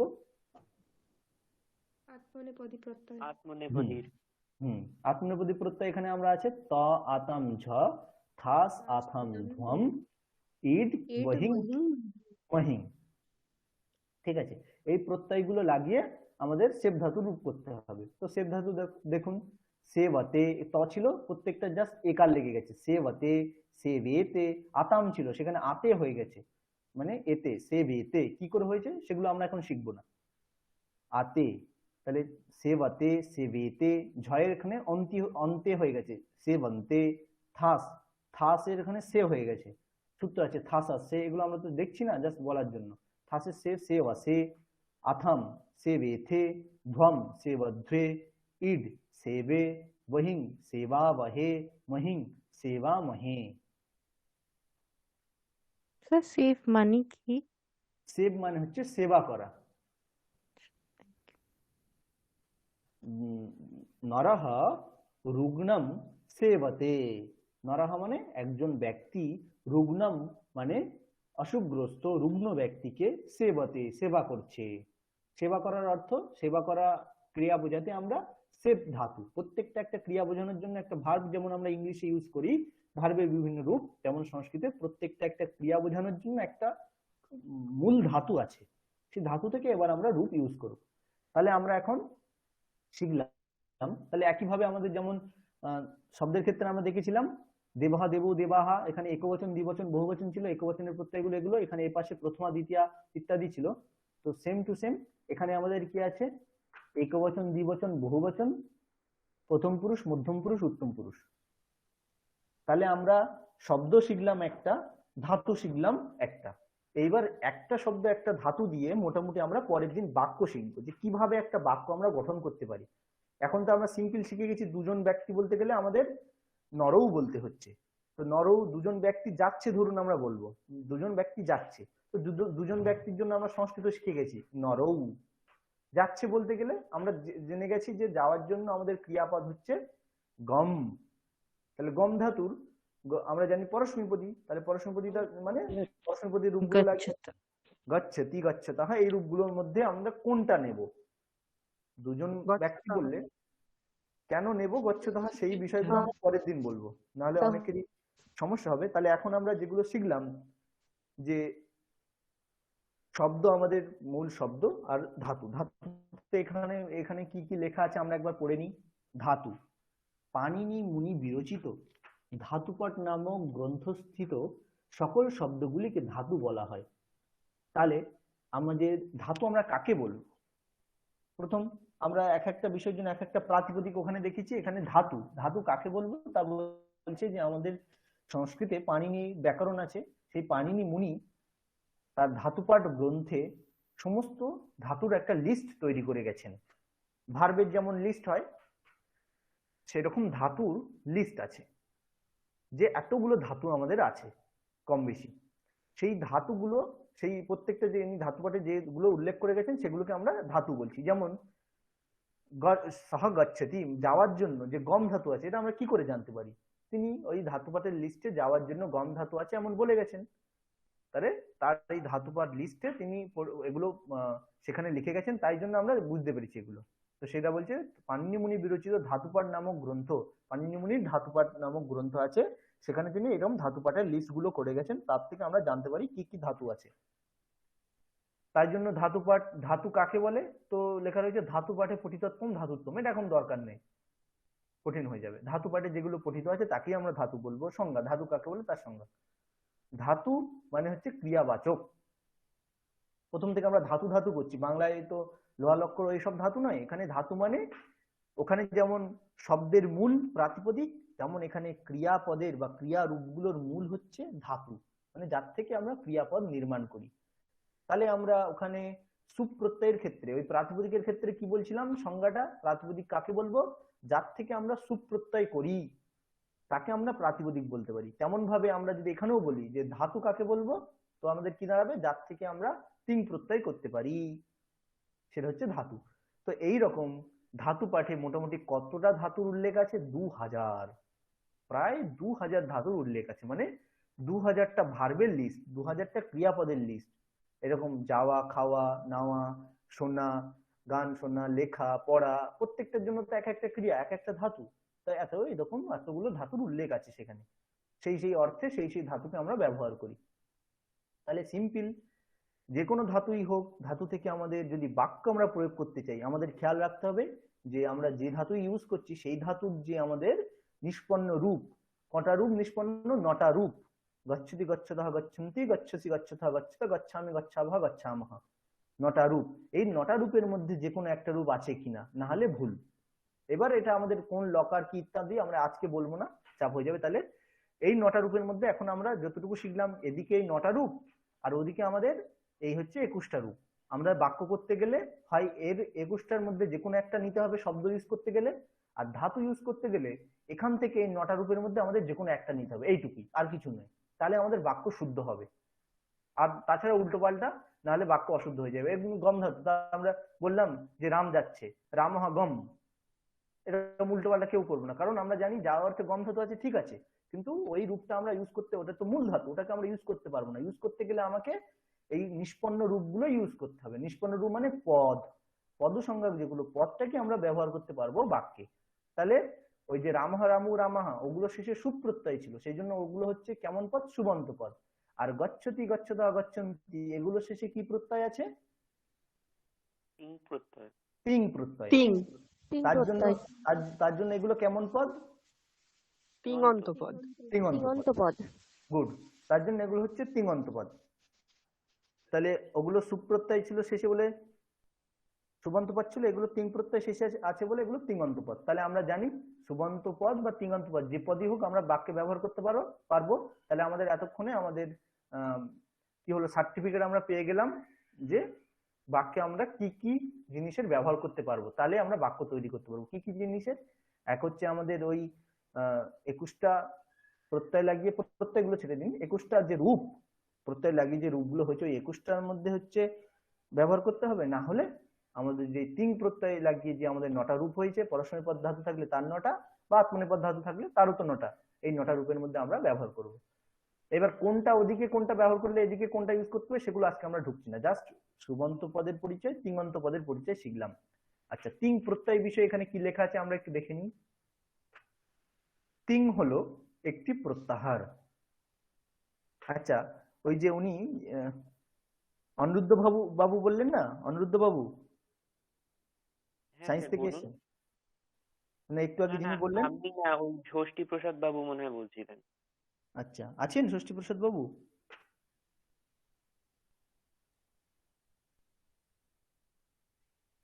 শুনতে পাচ্ছেন? নেই স্যার উনি। বেশ, তাহলে কি হলো, আমাদের তাহলে কঠিন লাগলে বলবে তোমরা, তাহলে আপনারা বলবেন কঠিন লাগলে, তাহলে আমরা আরো অল্প পড়বো। একদিনে ধাতু রূপটা তাহলে করলে একদিনে শব্দ রূপটা করতাম। ঠিক আছে, যত তাড়াতাড়ি আপনারা নিতে পারবেন আপনাদের শেখাও তত বেশি বেশি হবে।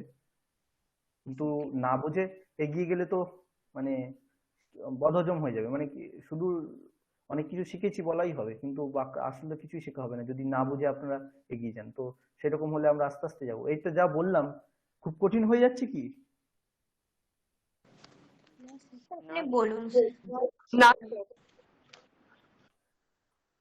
বেশ, তাহলে কি বলছে আমরা দেখি, যেটা বললাম সেটাই লেখা থাকবে। তিং হলো একটি প্রত্যাহার।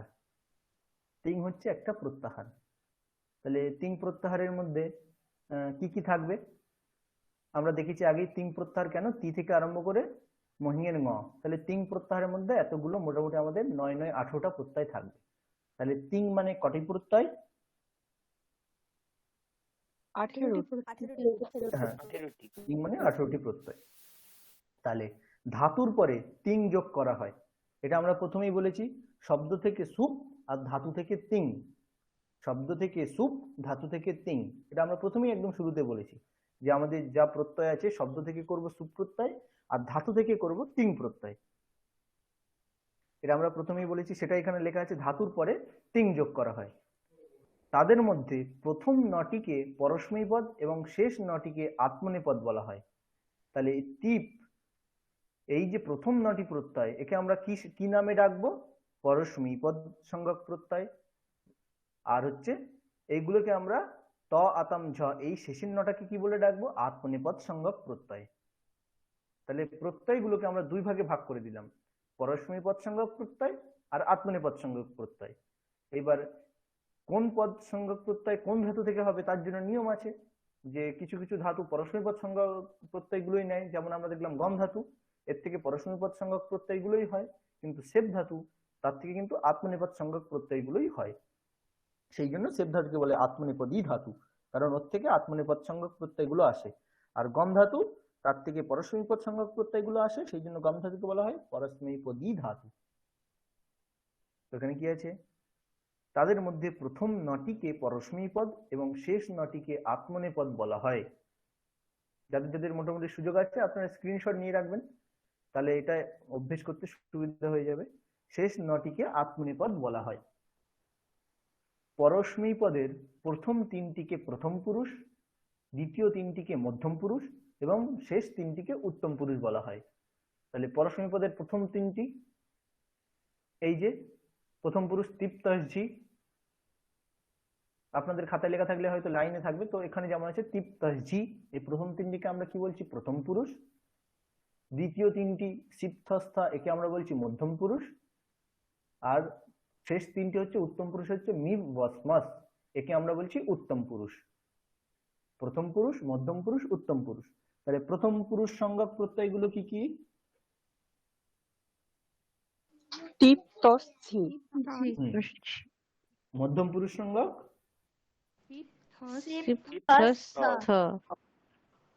হ্যাঁ, উত্তম পুরুষ সংজ্ঞক মি বস মস। হ্যাঁ, ওটা বস নয়, কেউ বস বলবে না, ওয়াস। সংস্কৃতে ওয়াই এর উচ্চারণ হয় ওয়া, উ এবং অ, ওয়া, তাহলে ওয়াস। বেশ, তো একইভাবে আত্মনেপদের প্রথম পুরুষের প্রত্যয়গুলো কি কি?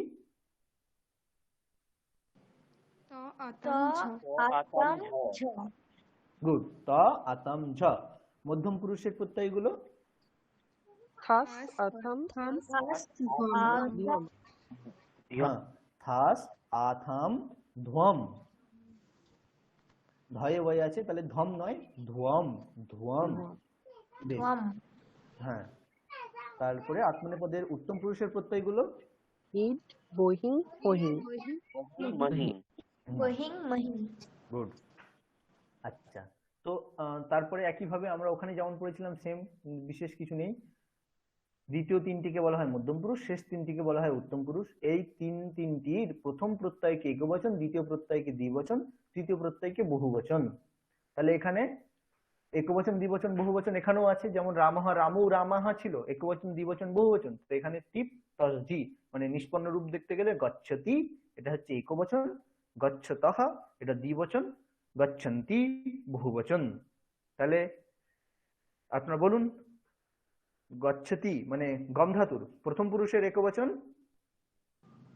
গচ্ছতি। মধ্যম পুরুষের দ্বিবচন? গচ্ছতঃ। গচ্ছতঃ। উত্তম পুরুষের বহুবচন? গচ্ছতি। গুড গুড, গচ্ছামহ, গচ্ছতি নয়, গচ্ছামহ। উত্তম পুরুষ।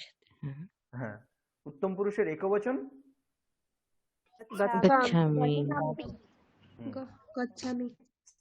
সেব ধাতুর, সেব ধাতুর প্রথম পুরুষের একবচন? সেবতে। সেবতে।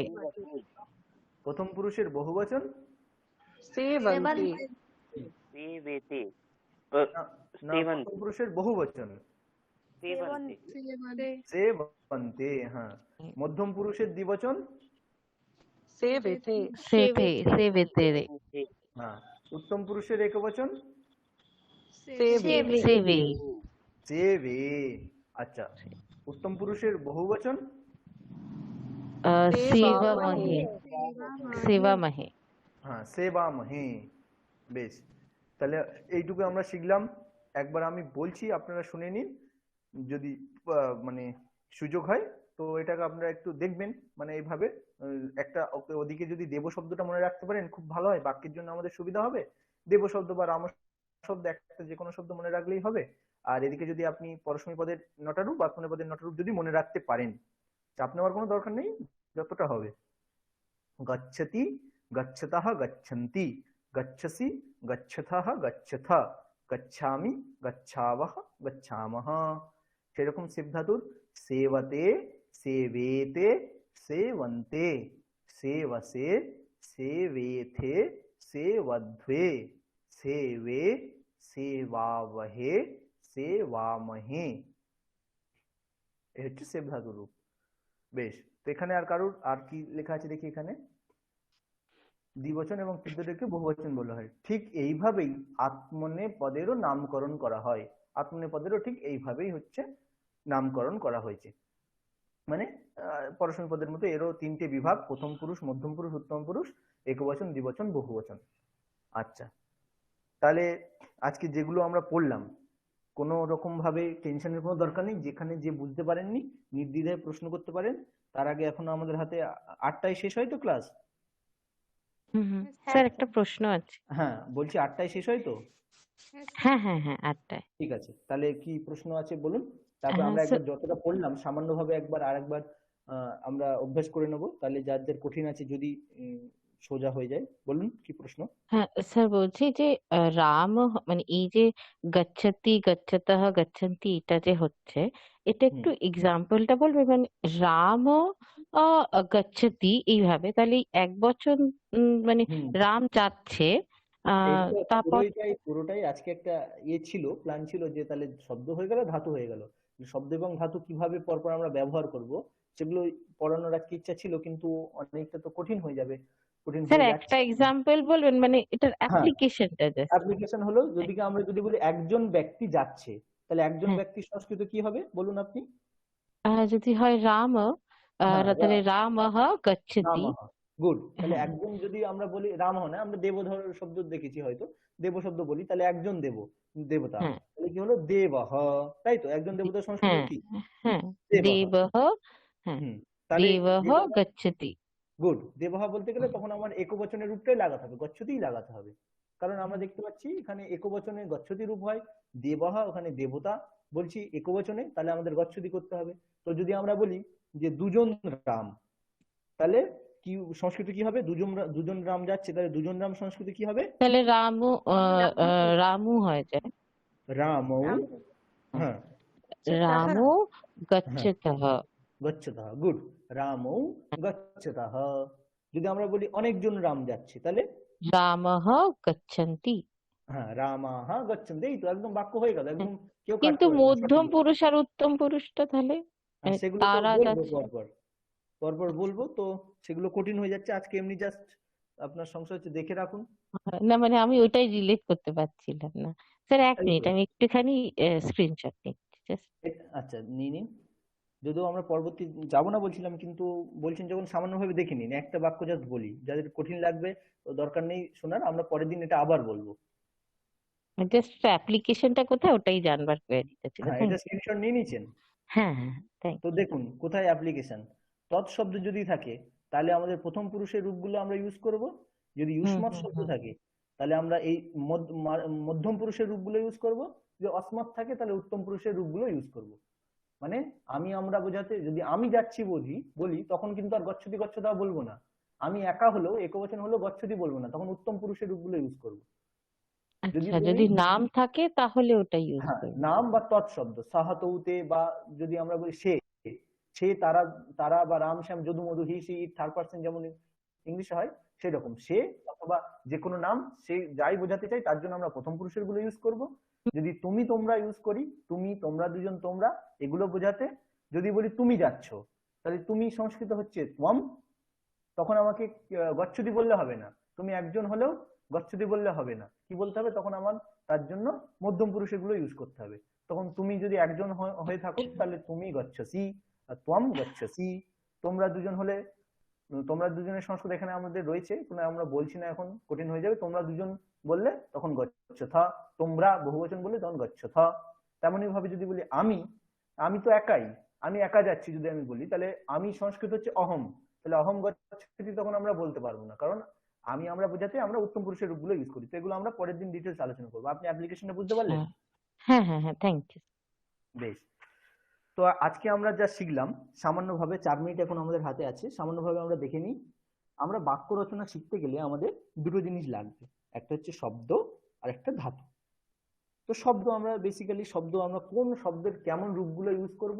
তো যে কোনো শব্দেরই যে আমাদের 21টা রূপ হয়, সেই 21টা রূপের মধ্যে আমাদের একটা রূপ ইউজ করতে হবে। 21টা রূপের মধ্যে একটা রূপ। তো আমরা দেখলাম দেব শব্দের 21টা রূপ, তেমন রাম শব্দের, হরি শব্দের যদু, মধু, শ্যাম, লক্ষণ, কার্তিক, গণেশ সবারই হচ্ছে 21টা করেই রূপ হবে। সেই 21টা রূপের মধ্যে যদি আমরা কোনো একটা রূপ ইউজ করি তবেই হচ্ছে আমাদের বাক্যটা ঠিক, অন্য রূপ আমরা ইউজ করতে পারবো না। এটা গেল শব্দ।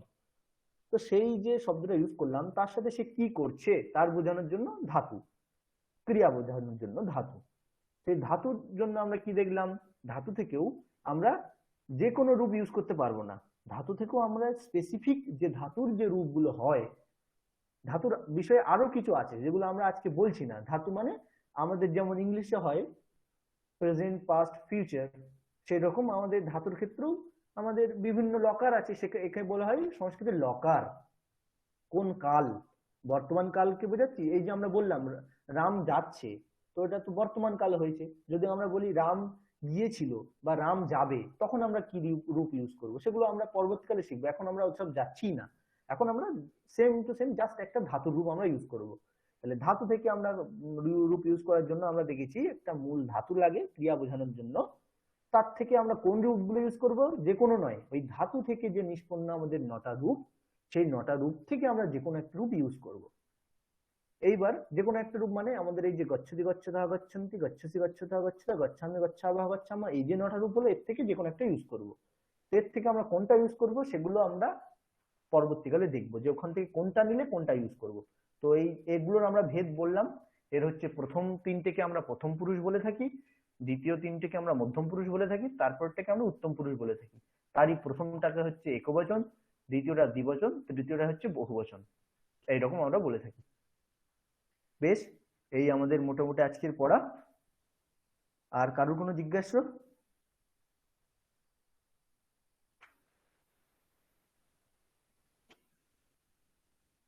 কারোর কোনো যদি সমস্যা থাকে অবশ্যই করে বলবেন, কারণ শিখতে এসছেন, আমিও হয়তো বুঝতে পারছি না আপনারা কতটা কি বুঝছেন বা কত কঠিন হয়ে যাচ্ছে কিনা, আমি তো বলে যাচ্ছি। তো সেই জন্য আপনাদের যদি সমস্যা লাগে থামিয়ে দেবেন, বুঝে নিয়ে তারপরে যেতে দেবেন, নাহলে তো আমি এগিয়ে যাচ্ছি, অনেকে বুঝছে, অনেকের হয়তো সমস্যা হতে পারে। তো আপনাদের যদি কোনো রকম হেল্পফুল হয়, যদি পরবর্তীকালে এখানে বলতে পারছেন না বা সময় হচ্ছে না বা কিছু যদি আপনাদের মনে হয় এই জায়গাটা বুঝতে পারেননি, আপনারা পরে আমাকে জিজ্ঞেস করে নিতে পারেন আমার থেকে পরে। বেশ, তাহলে আর কারোর কোনো জিজ্ঞাসা এখানে?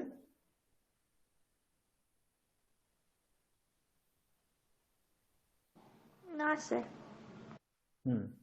বুঝতে পেরেছেন তো না এটুকু স্যার, বললাম? কোনো জিজ্ঞাসা নেই। হ্যাঁ স্যার। বস্তু সেরকম দেখতে গেলে আজকে কিন্তু কিছুই পড়া হয়নি, জাস্ট শব্দ, ধাতুরূপ কেমন কি হয়, শব্দরূপ কেমন কি হয় সেই রকম আর কি। এগুলো মেন। তো এবার আমরা যখন দুটো মিলে অ্যাপ্লিকেশন করব, যে কোনটার সাথে কিভাবে বসে কিভাবে বাক্য হবে, এখন তো বাক্য যায়নি। ওকে, তাহলে আপনারা এইটা মোটামুটি পরের ক্লাসে যদি আবার এটা বলতে হয় তাহলে আমাদের আবার টাইম নষ্ট হবে। সেই জন্য আপনারা মোটামুটি একটু দেখে আসার চেষ্টা করবেন। একটু লেখাই আছে, লেখাগুলো পড়ে আসলেই হবে আর কি, মুখস্থ না করলেও হবে, লেখাগুলো যদি পড়ে আসেন তাহলেই হবে। আচ্ছা স্যার। ওকে, তাহলে আজকে আমরা এখানেই রাখছি। আবার 1 সপ্তাহ পরে আমাদের ক্লাস, সেই জন্য অবশ্যই ক্লাসের আগে এটা বারবার করে বলার, ভালো করে এই জিনিসগুলো, যেটুকু বিশেষ কিছু হয়নি, 3টে মাত্র পেজ, 3টে পেজ ভালো করে একটু দেখে আসলে আমরা সেখান থেকেই আবার পরের দিন আরম্ভ করতে পারবো, নাহলে ভুলে যাবেন। আজকে বুঝেছেন, আজকালের মধ্যে এটা দেখে একদম নোট করে বা বুঝে রাখুন। বেশ, তাহলে আমরা এখানেই ক্লাসটা শেষ করছি। Thank you sir.